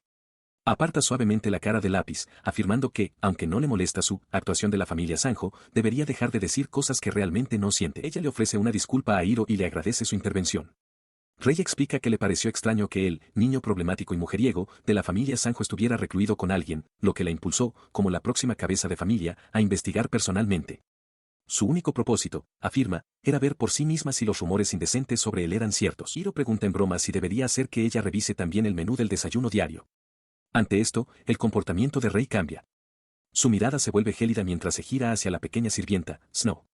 Le pregunta si una simple asistente pretende interferir en un asunto de la familia Sanjo, haciendo que la niña se estremezca. Su asistente, Snow, permaneció perfectamente inmóvil, con una expresión indescifrable mientras observaba el desarrollo del asunto familiar. Mientras la doncella permanecía en silencio, Sanjo Hiro ofreció una rápida disculpa a Rei. Reflexionó sobre la tendencia de ella a decir lo contrario de lo que quería decir. Sabía que debía tener algún asunto allí, ya que no había otra razón para su visita. Aunque sentía que debía dejarla concluir sus asuntos e irse, no podía quitarse de la cabeza la desagradable idea de una heroína reuniéndose con otro hombre, incluso si ese hombre era su hermano. Su conflicto interno lo llevó a una decisión repentina. Expresando un mal presentimiento sobre dejar las cosas como estaban, le preguntó si de verdad solo estaba allí para comprobar los rumores. Para cortar la tensión, invitó audazmente a Rei a pasar la noche. Ella pareció sorprendida por un momento, antes de que su expresión se endureciera con una oscura comprensión. Su comprensión fue una interpretación completamente errónea. Agarrándose el pecho, Rei lo acusó de ser un desvergonzado, preguntando si no estaba satisfecho con las elfas y ahora pretendía ponerle las manos encima a ella, una pariente lejana. Totalmente sorprendido, Hiro le gritó que tal cosa era totalmente imposible. Su negación no sirvió de nada para calmarla. Su rostro se contrajo de furia y confesó que había temido que él finalmente intentara algo tan despreciable. El nivel de animosidad era asombroso. Desde su propia perspectiva, el jugador Hiro Sanjo solo podía preguntarse qué había hecho el Hiro original antes de la reencarnación para ser aún más odiado que en la historia original del juego. Mientras se lidiaba con las consecuencias sociales, su compañera lo veía de otra manera. Lápiz comentó alegremente lo tensas y emocionantes que se estaban poniendo las cosas, sugiriendo que, gracias a él, una guerra estaba a punto de estallar entre la capital sagrada de Alfiem y la familia Sanjo. Molesto, Hiro le espetó a su maestra, diciéndole que estaba exagerando. Ella continuó restándole importancia a la situación, equiparando todo el conflicto con una riña insignificante, al nivel de decidir entre estofado o curry para la cena. Una de las otras elfas sugirió inmediatamente curry, lo que provocó que un exasperado Hiro exigiera saber por qué estaban iniciando un tema tan trivial en medio de un enfrentamiento. Su despreocupación era una estrategia deliberada. Lápiz explicó que, como la conversación se estaba complicando, simplemente deberían empezar el combate, recordándole a la otra elfa que por eso los equipos estaban divididos. Sin embargo, la elfa parecía genuinamente preocupada, preguntándole a Lápiz si de verdad le gustaba tanto el curry como para que su ausencia significara la guerra. Ignorando la pregunta, su atención se centró por completo en la contienda que se avecinaba. Mientras aparecía un estante con armas de práctica, Lápiz anunció que su hermana pequeña actuaría como su respaldo. Ella y las demás elfas se reúnen en una sala de entrenamiento con Hiro Sanjo, preparándose para proceder con el combate amistoso. A continuación, expone las condiciones. Reconociendo la diferencia de habilidad, al bando de Sanjo, formado por Hiro y Lápiz, se le permite luchar en pareja. Sin embargo, si el equipo Maikid pierde una sola ronda, se considerará una derrota total. El privilegio del vencedor aún está por decidir. Cerca de allí, una de las elfas se queja a Muir de que el premio por la victoria del bando de la capital real es simplemente el derecho a decidir la cena, calificándolo de recompensa mezquina. Muy replica fríamente que, como gorronas, deberían estar agradecidas por cualquier cosa, y declara que la única opción para la cena es el curry. Lápiz desahoga sus frustraciones con Hiro, argumentando que si aceptan los términos de la familia Sanjo, su acusación de voyeurismo será convenientemente ignorada, y las arqueras de Maiki se verán obligadas a deponer su hostilidad. Siente que es inútil resistirse, ya que la están forzando a todo tipo de situaciones irrazonables. Su compostura se resquebraja mientras lamenta su destino como princesa, imaginándose obligada a realizar tareas absurdas. Mientras empieza a perder el control, Hiro le grita que se recomponga, recordándole que el combate está a punto de empezar. Justo entonces, aparece Sanjo Rey, afirmando que no tiene tiempo para este falso combate de amistad. Cuando se da la vuelta para marcharse, Astemil da un paso al frente, acusándola de huir después de hacer una declaración tan audaz. Los ojos de Rey se entrecierran. Se da la vuelta, dejando caer su bastón e invocando un cuchillo en su mano. Promete enseñarle a su oponente el verdadero significado de huir de primera mano. Se anuncia oficialmente el primer combate, Sí contra Rey. Ignorando el desafío por un momento, camina hacia Hiro y Lápiz. Dirigiéndose directamente a Hiro, Rey le pregunta si le importaría prestarle a la princesa. Antes de que pueda responder, aparece el otro Sanjo Hiro, saludando con la mano de manera casual. Le dice a Rey que se asegure de escoltar a la princesa como es debido, comentando que sigue siendo una princesa, aunque solo sea de nombre. El comentario irrita visiblemente a Lápiz. Astemil le da así una tranquilizadora palmada en la cabeza, disculpándose de antemano, ya que no se le da bien contenerse. En el centro de la sala, Sí y Rey toman sus posiciones. La anunciadora pide a ambos bandos que se preparen. Mientras Sanjo Rey y la elfa Sí se enfrentan, Rey admite internamente que no se le da bien poner cara de tipo duro, un sentimiento que Sí comparte en silencio. Con las sirvientas no observando, Lápiz da comienzo oficialmente al combate. Sin dudarlo, Sí se lanza hacia adelante, ansiosa por probar la fuerza de su oponente. Su estocada inicial es veloz, pero Rey esquiva el ataque con facilidad, haciendo que Sí pase de largo tropezando. Mientras Sí se reincorpora, Rey para la hoja de madera con su bastón, elogiando fríamente a la elfa por su buena estocada. Observando desde la banda, Lápiz le comenta a Snow que un combate amistoso solo tiene sentido cuando se lucha en serio. Tomándoselo a pecho, Sí recupera su postura y declara que es su turno, lanzándose en otra potente patada dirigida a Rey. Salta alto, descendiendo su espada de madera en un poderoso arco sobre su cabeza mientras grita que la cabeza de Rey es suya. En respuesta, Rey simplemente hace girar su bastón, recibiendo la hoja descendente con un bloqueo perfectamente sincronizado. El impacto hace que Sí salga girando. Rey salta hábilmente sobre la elfa desorientada, pero Sí es más rápida de lo que parece, lanzando un golpe en pleno giro. Se burla de Rey, preguntándole si de verdad creía que tenía una oportunidad. Aterrizando con suavidad, Rey se encuentra con que Sí ya está de nuevo a la ofensiva. La elfa declara que es su turno y lanza una patada alta y arqueada dirigida directamente a la cabeza de Rey, gritando que este es el fin. Los ojos de Rey se abren de par en par mientras hace una mueca, preparándose para el golpe. La patada solo la roza. Sí aterriza sobre una rodilla, riéndose de que pensaba que el ataque conectaría. La fuerza del casi impacto es suficiente para hacer que Rey retroceda un paso. Antes de que Rey pueda recuperarse, otra elfa de pelo corto aparece junto a Sí, tomando la espada de madera de su mano. Lápiz grita una advertencia a la princesa mientras las dos elfas gritan cambio. La nueva combatiente se abalanza inmediatamente sobre Rey. Mientras las dos elfas se mueven en un asalto coordinado, Lápiz les grita que alineen sus cuerpos. Rey observa, su expresión cambiando a una de sorpresa al darse cuenta de que no está luchando contra una sola oponente. Reflexiona sobre el último ataque, dándose cuenta de que retrocedió justo a tiempo para evitar una herida grave en la clavícula, aunque ya se le ha formado un moratón en el hombro.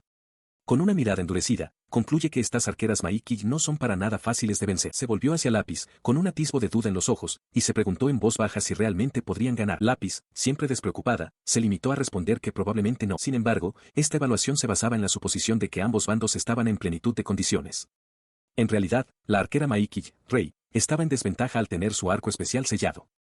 Aún así, con Lápiz de su lado, podrían tener una oportunidad. La habilidad de las arqueras Maiki no debía subestimarse, forjada en un entrenamiento implacable. En un recuerdo, Sí y su compañera entrenaban, sus espadas de madera chocando en una ráfaga de movimientos rápidos y precisos. El intercambio fue breve. La elfa de pelo corto encontró una abertura y golpeó, enviando a Sí al suelo con un ruido sordo. Ofreció una rápida disculpa por el golpe decisivo. De vuelta al presente, con Sí aparentemente fuera de combate en el suelo, su compañera se enfrentó a Rey. Le dijo a Rey que debería estar agradecida de que la princesa la hubiera cubierto, porque ahora era su turno de luchar. Mientras Rey se abalanzaba, su ataque se detuvo de forma repentina y brusca. Sintió que algo se enganchaba en su bota, deteniéndola en seco. La fuente de la obstrucción era Sí. Tumbada en el suelo, había enrollado una correa alrededor del tobillo de Rey, tensándola. Con una sonrisa de suficiencia, reprendió a Rey por haberla descartado de la pelea tan fácilmente. La trampa estaba puesta. Inmovilizada y vulnerable, Rey solo pudo observar cómo los ojos de la otra arquera se abrían de par en par al darse cuenta.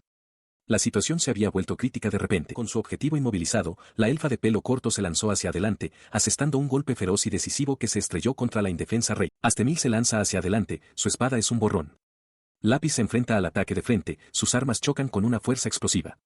El impacto destroza el suelo bajo ellas, y Lápiz grita cuando el golpe conecta con su brazo. Se anuncia el resultado de su choque.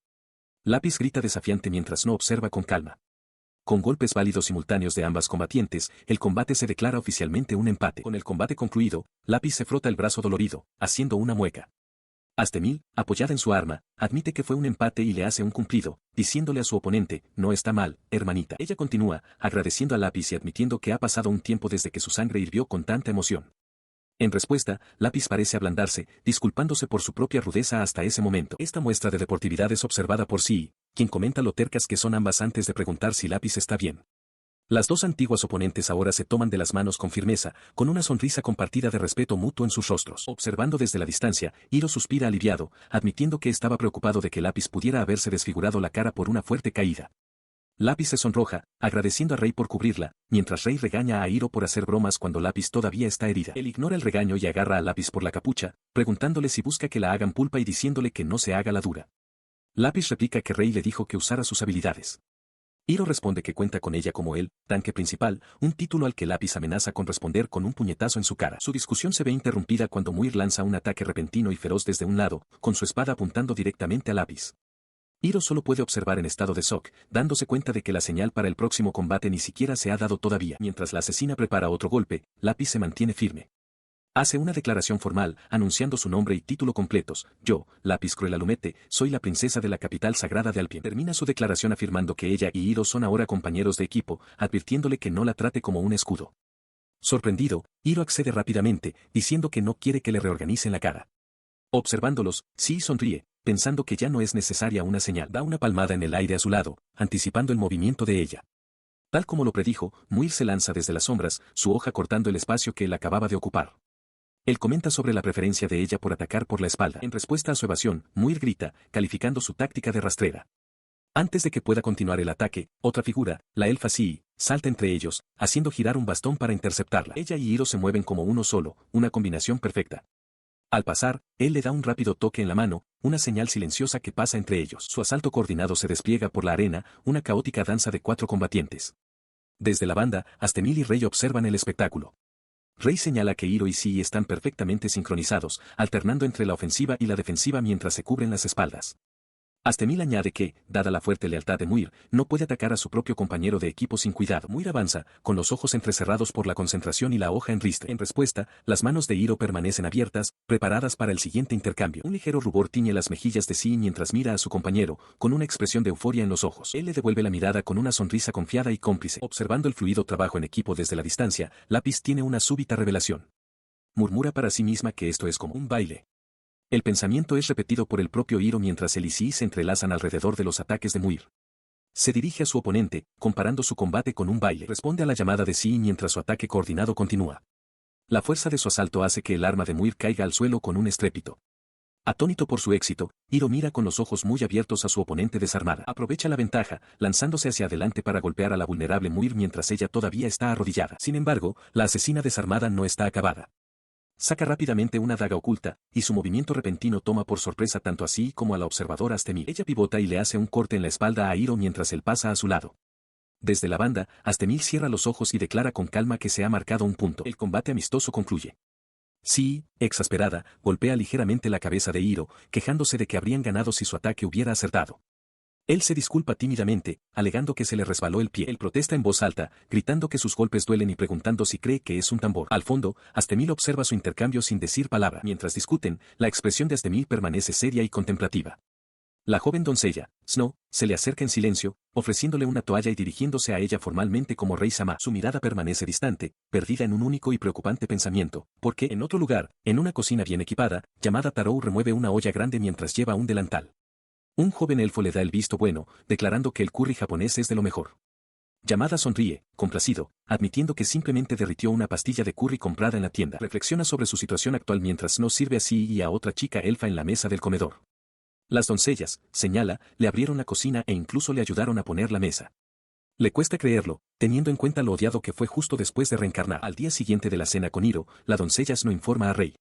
Le explica que, después de que Hiro se disculpara con sus compañeras doncellas, la opinión que tenían de él mejoró significativamente, pasando de ser negativa a una postura neutral. Snow añade pensativamente que las cosas, en efecto, cambian. Ella escucha con expresión seria, observando lo unidos que parecen haberse vuelto todos. Mientras Rey y Snow se marchan, llamada Tarou, que está ocupado cocinando, se da cuenta de que se van y le pregunta a Lápiz a qué se debió su visita.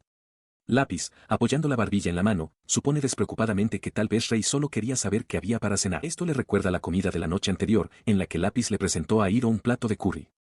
Cuando él exigió un filete de hamburguesa en su lugar, ella le dijo con firmeza que, como alguien que perdió estando en el mismo equipo, no tenía derecho a hacer exigencias. De vuelta al presente, Lápiz se acerca a Yamada, cuestionando su tono familiar y recordándole que es una princesa.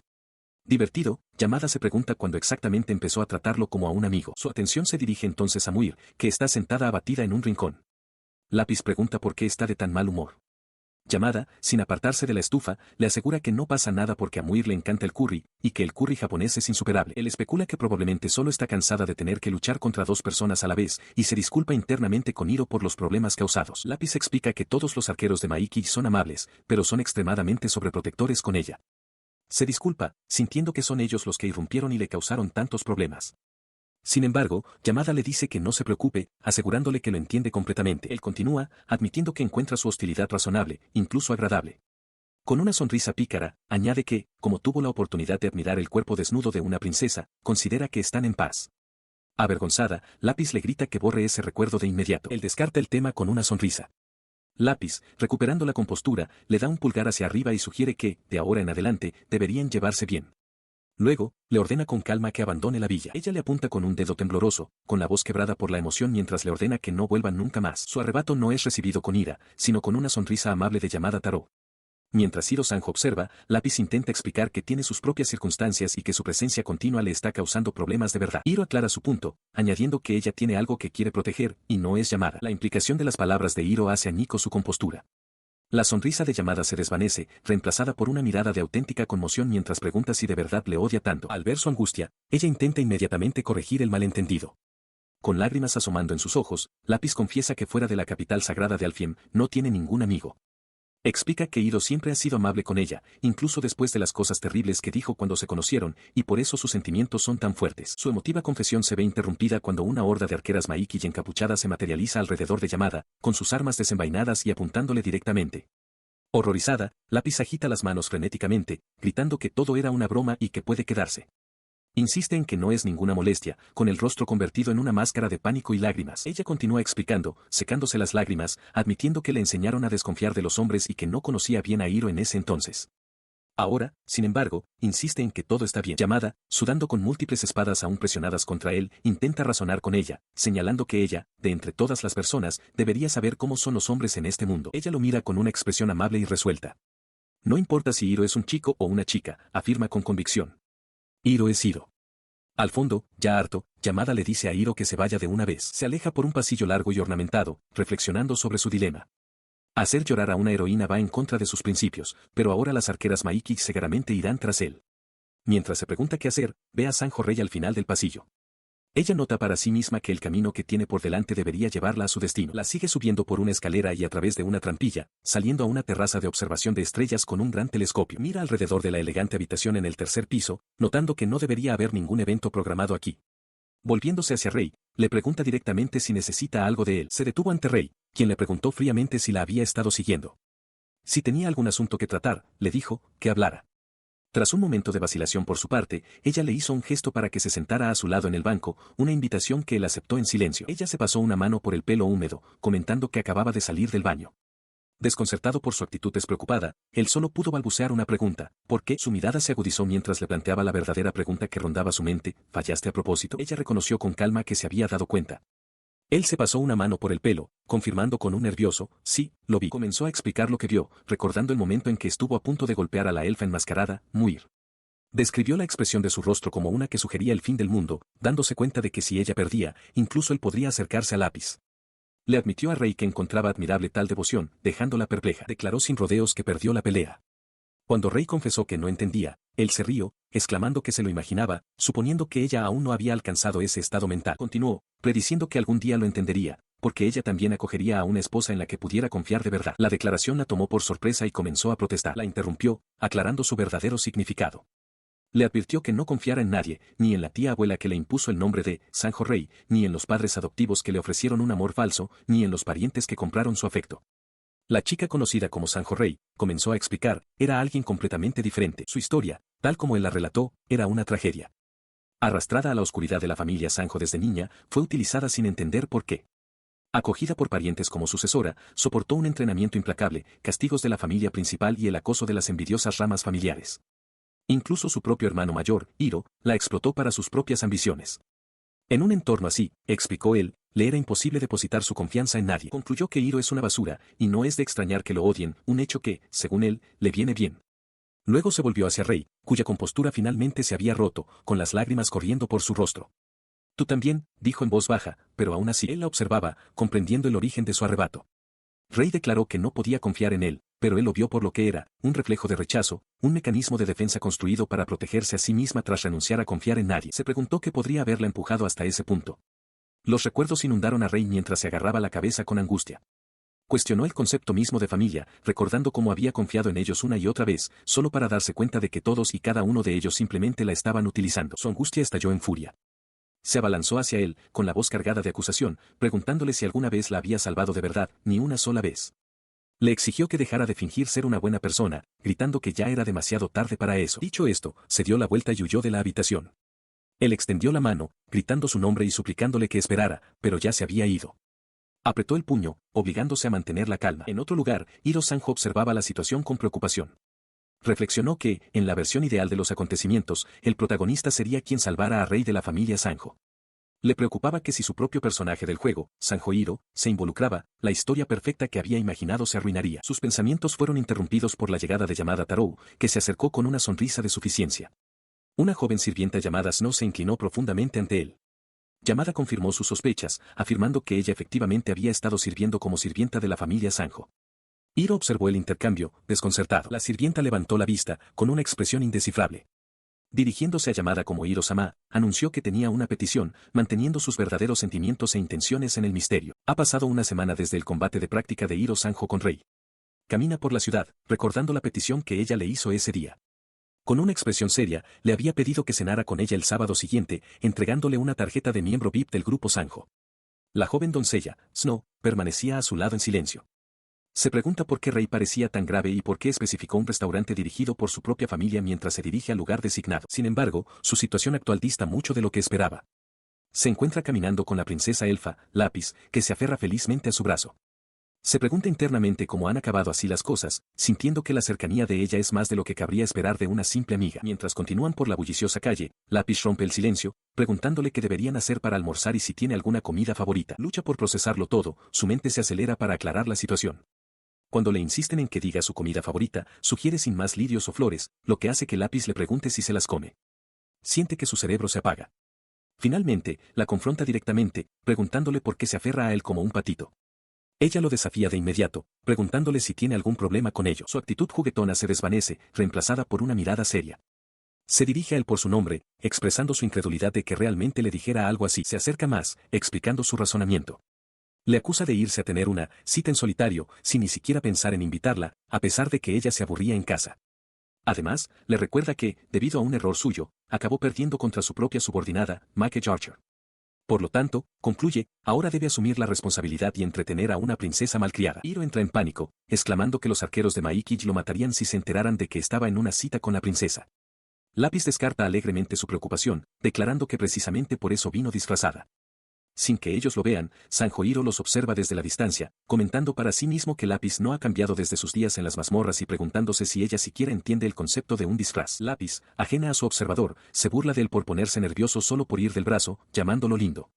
Luego le plantea una pregunta, preguntándole si ir del brazo es realmente algo que solo hacen los amantes. Su expresión se vuelve un poco más seria. Él insiste en que sigue siendo cruzar la línea, preocupado por lo que podría pasar si la gente empieza a sospechar que tienen una relación. Ella se burla de la idea, declarando que una relación entre un hombre y una mujer como ellos es imposible. Razona que, como mucho, los espectadores simplemente asumirían que ella va del brazo de una chica vestida con ropa de hombre. Señalando a las parejas que los rodean, indica que todos los demás también van del brazo y coquetean. Ella explica que, aunque esta vida cotidiana le parece extraña debido a sus recuerdos de una vida pasada en un mundo de Yore Game, sigue respetando a Hiro como persona. Divertido, Hiro acepta su interés siempre que siga siendo un tema de conversación y le pregunta qué le gustaría hacer a Su Alteza. Él sugiere que almuercen en un restaurante.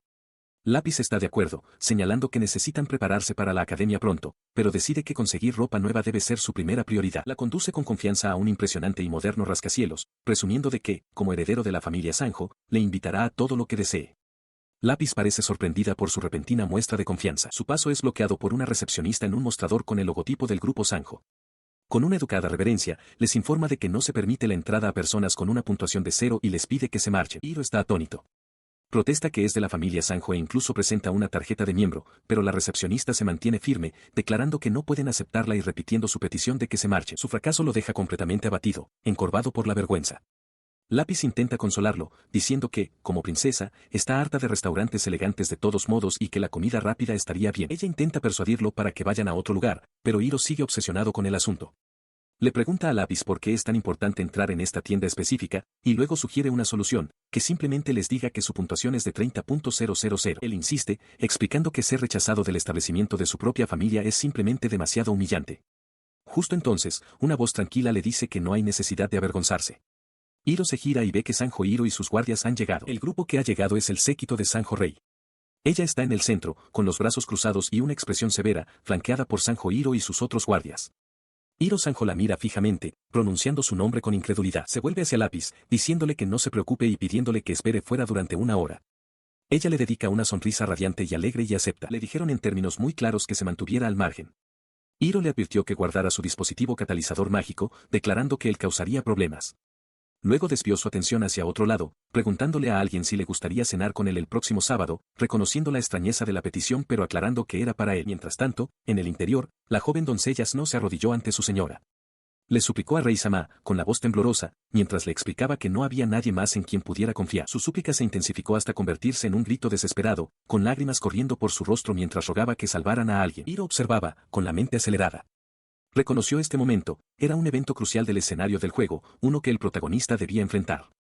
Como Sanjo Hiro, sabía que no debía involucrarse. Pero también sabía que si no hacía nada, Rei sufriría una herida profunda incluso antes de entrar en la academia. Entendía cómo se suponía que debía ir la historia, pero la realidad era discordante. ¿Podía realmente quedarse de brazos cruzados y permitir que algo así sucediera? Su determinación se endureció en una mirada desafiante. No se traicionaría a sí mismo. Avanzó, pasando junto a la doncella arrodillada. Incluso habiéndose convertido en Sanjo Hiro, había un principio que nunca podría ser comprometido. Colocó suavemente una mano sobre la cabeza de Snow, haciendo que ella levantara la vista de su desesperación. Le dio una palmada tranquilizadora en la cabeza. Snow, dijo con firme resolución.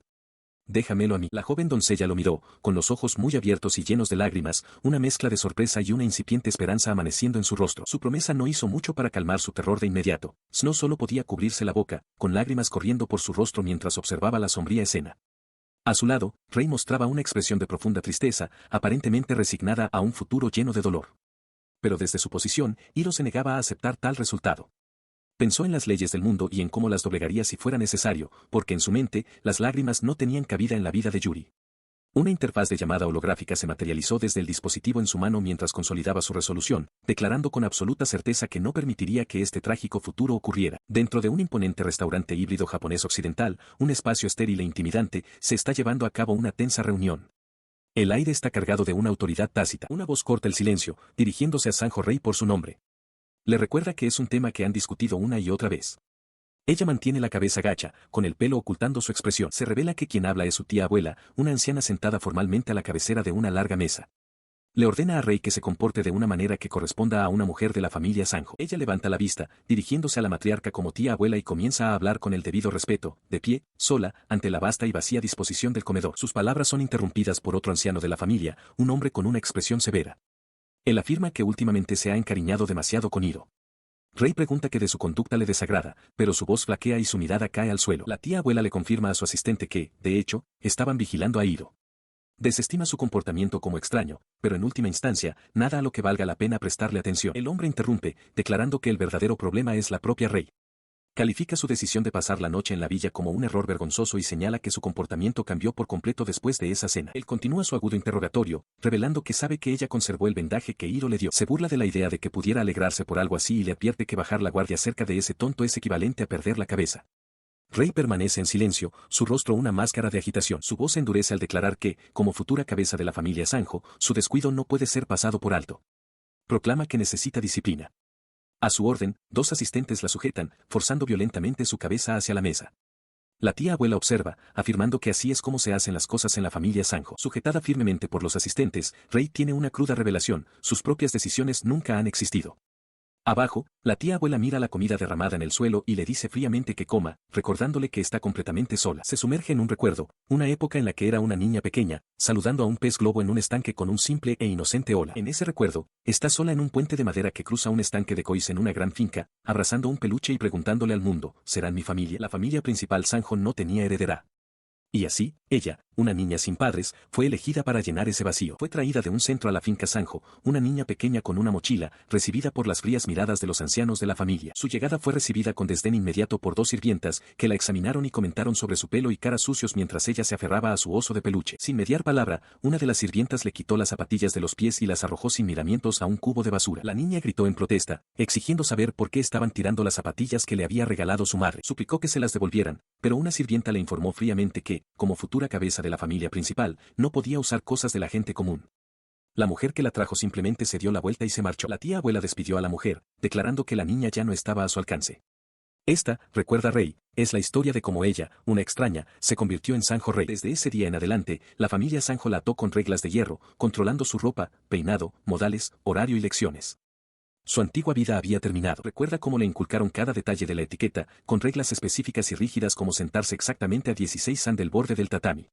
El más mínimo fallo acarreaba un castigo, y cualquier fallo era recibido con duras reprimendas de la casa principal, las familias secundarias y los instructores. Soportaba suspiros de desaprobación, gritos de ira y el agudo dolor de que le tiraran del pelo. Por encima de todo el ruido, la voz de su tía abuela era la más cortante. La anciana declaró que Rei era una mujer de la familia Sanjo, nada más, y ciertamente nada menos. Esta identidad era una pesada carga. Le dijeron que, para que una chica inmunda, como ella sobreviviera en esa casa, debía adquirir refinamiento, sabiduría y una forma de vida adecuada. Los castigos físicos eran un asalto directo a su pasado. El rostro que su madre biológica había elogiado era abofeteado, y el cabello que su padre había atesorado era arrancado. Lo odiaba más que a nada. Tumbada en el suelo en ese lugar exacto y prescrito, llegó a una conclusión devastadora. Cada fuente de felicidad que había conocido, cada ápice de alegría que había sentido, provenía de sus verdaderos padres. Pero ellos ya no estaban. Con ese pensamiento, una pregunta desesperada se formó en su mente, ¿cómo se suponía que iba a encontrar la felicidad a partir de ahora? Justo cuando la desesperación comenzaba a instalarse, una débil señal apareció de repente. Era un solitario pez koi en el estanque de la finca, uno con un distintivo patrón en forma de corazón en su lomo. Vio un alma gemela en sus ojos asustados, un reflejo de los suyos. El estanque se convirtió en su refugio. A menudo iba allí para confiarle sus sentimientos más íntimos al koi, a quien consideraba una chica y una buena oyente. Con esta amiga secreta, encontró la fuerza para resistir. Creía que mientras su amiga estuviera allí, podría seguir viviendo, y que el koi seguramente le traería la felicidad. Pero esa creencia se hizo añicos en un instante mientras observaba con horror cómo el agua estallaba y su única amiga le era arrebatada violentamente. El cuerpo sin vida de su único amigo flotaba en la superficie del agua, con el vientre blanco hacia el cielo mientras otros peces mordisqueaban los restos. La imagen se reflejaba en sus ojos abiertos y horrorizados, el trauma del momento grabado en su rostro. Su conmoción fue recibida con una fría lección de su tía abuela, quien reprendió a la joven por ser una tonta. La mujer afirmó que Rei había estado viendo las cosas de la manera equivocada y le advirtió que no pensara que podría heredar la casa tan fácilmente. En ese momento, Rei comprendió, se dio cuenta de que este no era un mundo que la Rei ordinaria debiera ver, y así, actuó. En un gran escenario, bajo un foco de luz, sus dedos danzaban sobre las teclas de un piano, produciendo una música impecable. Aprendió a presentar la imagen perfecta, una persona cuidadosamente construida. Este era el mundo como debía ser visto desde la perspectiva de Rei de la familia Sanjo. Esta nueva persona se movía con una precisión impecable. Con una lista de piezas perfecta, dio vida al salón. Lucía una hermosa sonrisa, mostrada desde el ángulo más favorecedor, mientras entretenía a los invitados y pasaba de una conversación a otra sin pausa. Caminando erguida, con el pecho en alto, se movía como una máquina perfectamente calibrada, preguntándose en silencio si lo estaba haciendo bien, pero la perfección mecánica falló de repente. Una voz cortó el aire, comentando con diversión que era bastante torpe. La voz pertenecía a una extraña pareja, un hombre alto envuelto en sombras y una niña pequeña con un vestido de volantes. La niña le ofreció su elogio, comparando a Rei con una muñeca mecánica que podía bailar sin voluntad propia. Con una sonrisa escalofriante, la niña añadió que la envidiaba. Confundida, Rei solo pudo preguntar de qué estaba hablando. El hombre en las sombras habló entonces, su extraña mano esquelética cubriendo parcialmente su boca. Dirigiéndose a ella como, pequeña dama, afirmó que podía ver que ella ya lo sabía. Sus palabras atravesaron su fachada, revelando la verdad de su existencia. En su mente, no era más que una marioneta, cada uno de sus movimientos manipulado por una versión invisible de sí misma. Simplemente estaba interpretando el papel de rey de la familia Sanjo, controlada por esos hilos de marioneta. Él continuó, su voz cortando sus pensamientos. Reconoció que su actuación era lo suficientemente buena, pero la manipulación seguía siendo torpe y tosca. Solo él y su compañera, afirmó, podían ver los hilos. Y, sin embargo, a pesar de su crítica, la persona de marioneta siempre había sido increíblemente bien recibida. En sus recuerdos, todos elogiaban su belleza, aplaudían sus actuaciones impecables y la colmaban de elogios. Esta era la felicidad prescrita para, rey de la familia Sanjo, una vida de aceptación perfecta y sonriente. Había creído que si seguía tirando de los hilos de esta persona, podría vivir fácilmente. Pero una disonancia había comenzado hace mucho tiempo. Empezó con susurros en los pasillos, rumores sobre su hermano mayor. Las voces murmuraban sobre Hiro otra vez, preguntándose si se podría hacer algo con esa molestia. El nombre resonaba en su corazón como estática, Hiro.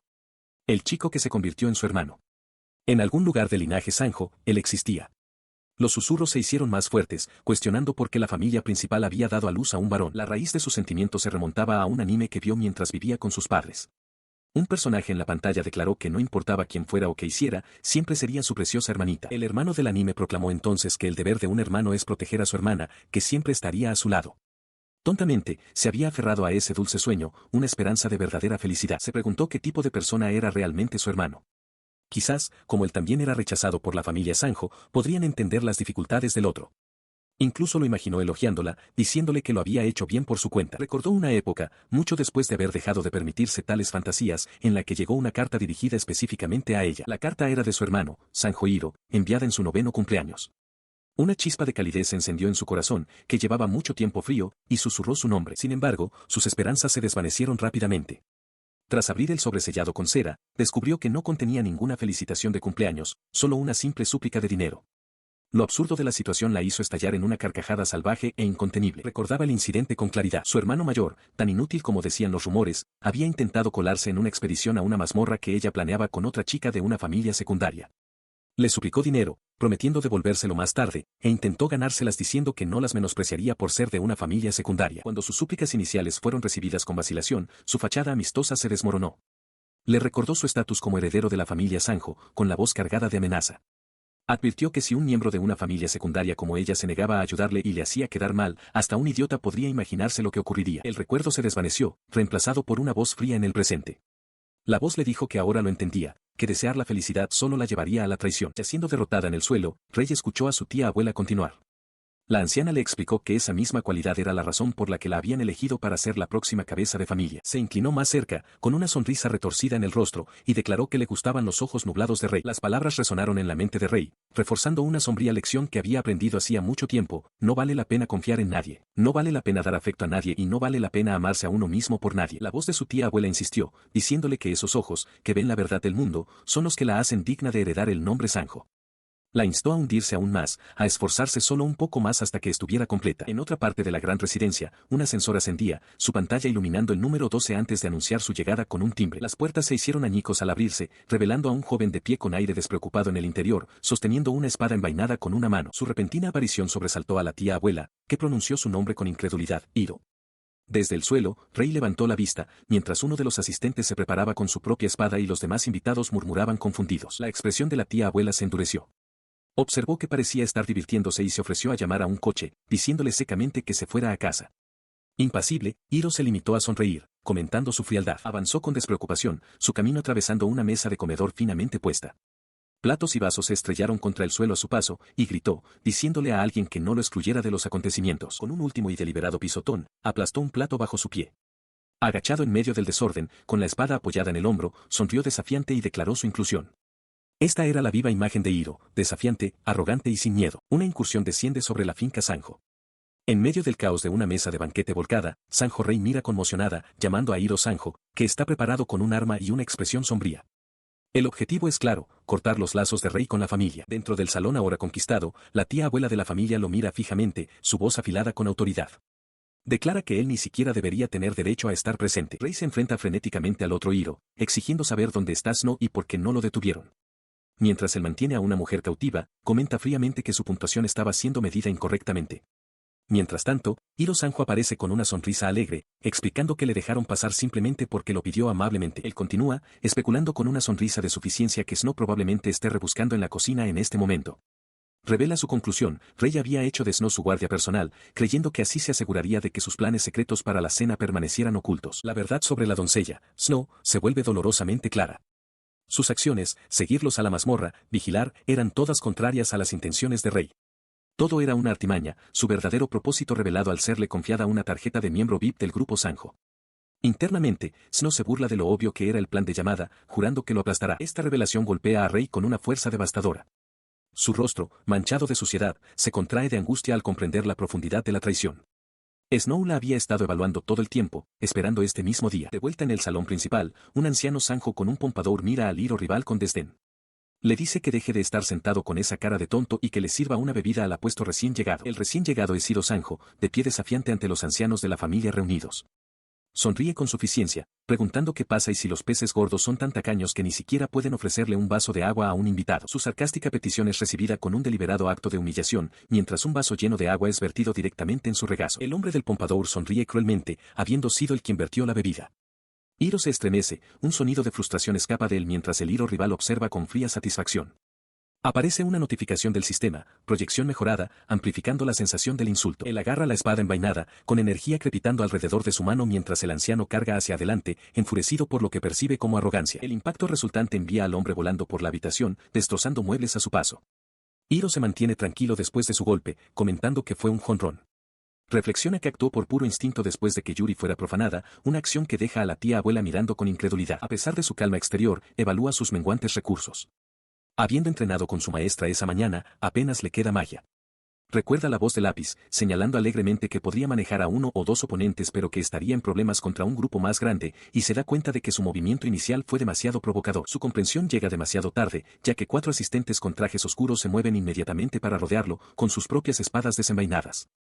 Una sonrisa confiada se dibuja en sus labios mientras acepta el desafío, ponderando su próximo movimiento en esta creciente confrontación. Observando el enfrentamiento, la expresión de la tía abuela se endurece.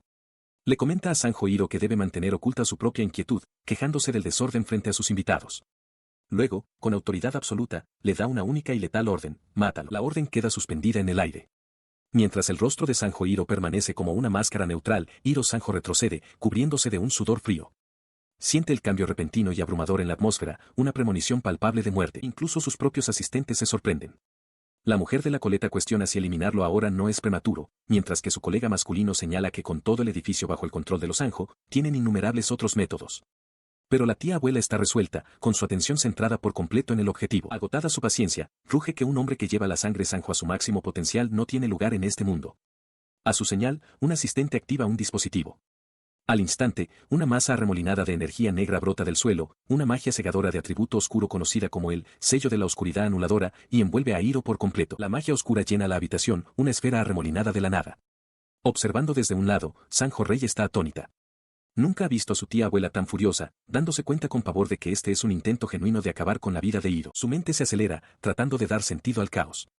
Piensa en Snow, creyendo que todo lo que la sirvienta ha hecho ha sido para su protección. Sin embargo, una pregunta persiste de un recuerdo de su hermano pidiéndole que cuidara de una niña. Se pregunta por qué, de entre todos, él eligió a esa chica específica para confiársela. Recuerda la carta de su hermano, Hiro, en la que le pedía que cuidara de alguien. Ha pasado algún tiempo, y ahora esa persona, una niña que se aferra a un sombrero de paja, está ante ella, presentándose en voz baja como Snow. Reflexiona sobre la petición, encontrando extraño que su hermano le confiara el cuidado de una niña de aspecto tan tímido. Sus pensamientos derivan hacia un encuentro pasado en el que un joven exigió saber cuál era su relación. Snow había preguntado con temor si la estaba abandonando, pero Rey cortó el interrogatorio, declarando que su vínculo no importaba. De vuelta al presente, mientras camina por la finca, 2 mujeres de una familia secundaria le lanzan un pequeño objeto que la golpea en la nuca antes de marcharse. Las mujeres se vuelven para enfrentarla, una de ellas preguntando cuál es su problema. Antes de que Rey pueda responder, Snow se desliza frente a ella, levantando defensivamente una tapa de olla como escudo improvisado. Con una mirada decidida, la joven doncella les advierte que un acto de agresión hacia la próxima cabeza de familia no se saldará con un simple regaño. Las mujeres se burlan, afirmando que no tiene pruebas para delatarlas. En respuesta, Snow revela un pequeño dispositivo de grabación activo, suspirando aliviada de que su plan haya funcionado. De repente, Snow da un gritito, quejándose de que fue golpeada por la piedrecita que lanzaron. Rey le pregunta si está herida, pero la atención de Snow está en las agresoras, declarando que los miembros de la familia secundaria son imperdonables. Su enfado se convierte en regocijo mientras blande la grabadora, sugiriendo alegremente que pondrá cara de llanto para usarla como prueba adicional. Una suave sonrisa se forma en el rostro de Rey al darse cuenta de cuánto ha cambiado su vida desde que llegó Snow. Observándolas a distancia, otra mujer las ve. Habiendo visto a mucha gente calculadora, reconoce la genuina devoción de Snow. Concluye que, al proteger a Rey del acoso, Snow se ha convertido en la única persona de toda la familia Sanjo que está verdaderamente de su lado. Yacía en la cama, mirando a la joven doncella que estaba a su lado. Snow, preguntó en voz baja, ¿por qué me ayudas? En respuesta, Snow explicó que le había hecho una promesa a alguien a quien ama de ayudar a Rey Sama. La joven doncella añadió que esa persona también vendría un día a ayudar a Rey, dejándola preguntándose quién podría ser esa persona. Su expresión se suavizó en una brillante sonrisa mientras daba más detalles.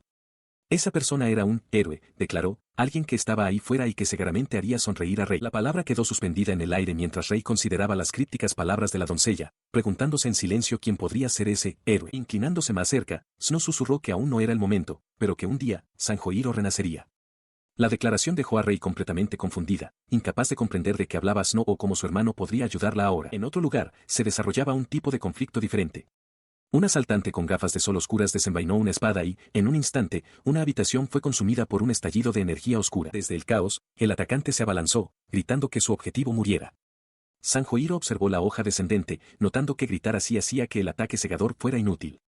Sintió que debería estar usando proyección mejorada, pero una extraña sensación le hizo dudar. Esquivó el golpe con facilidad. Los movimientos del atacante parecían lentos, y Hiro se preguntó si simplemente estaba demasiado acostumbrado a ver la esgrima superior de Astemil. Llegó otro golpe, igual de lento que el anterior.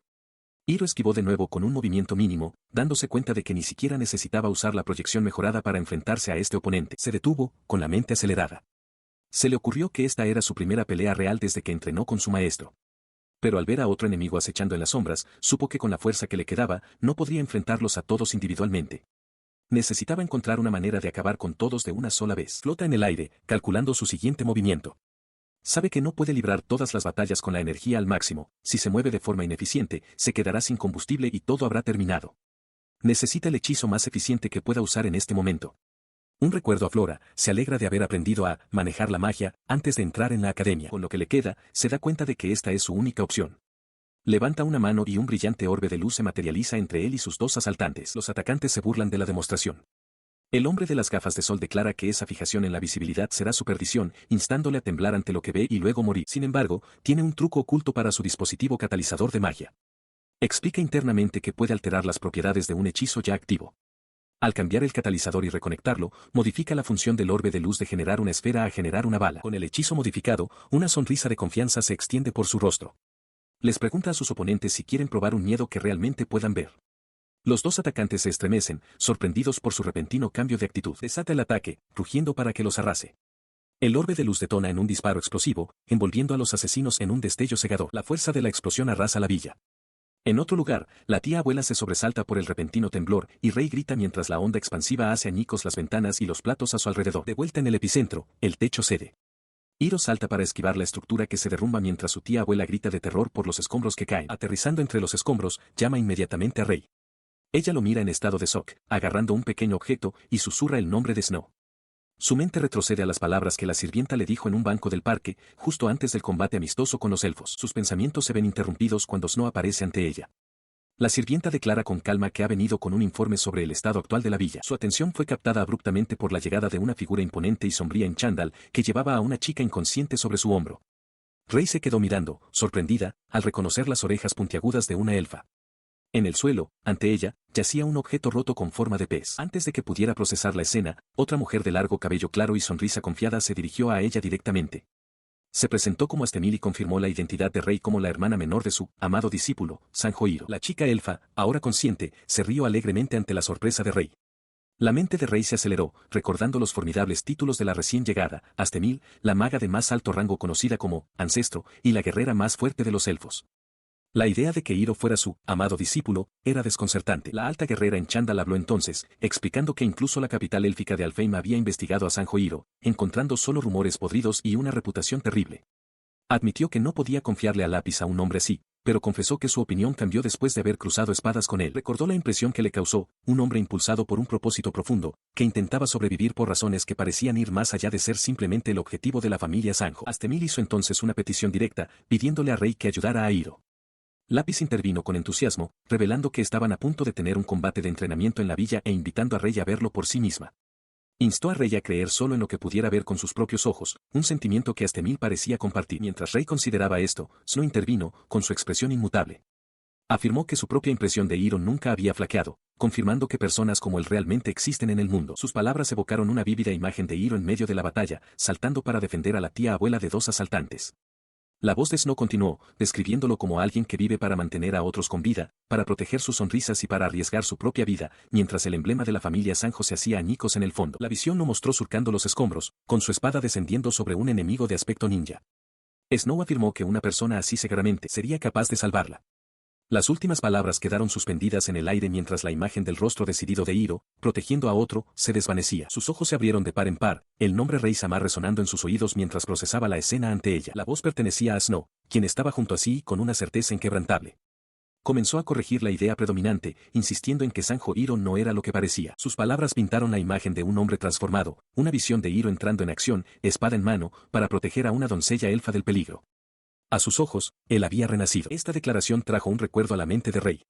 Recordó un momento con Hiro, donde él habló con una nueva gravedad, jurando que arriesgar su vida por alguien llamado Yuri era lo único que debía hacer. Mientras lo miraba entonces, una pregunta se formó en su mente, ¿desde cuándo se había vuelto tan fuerte?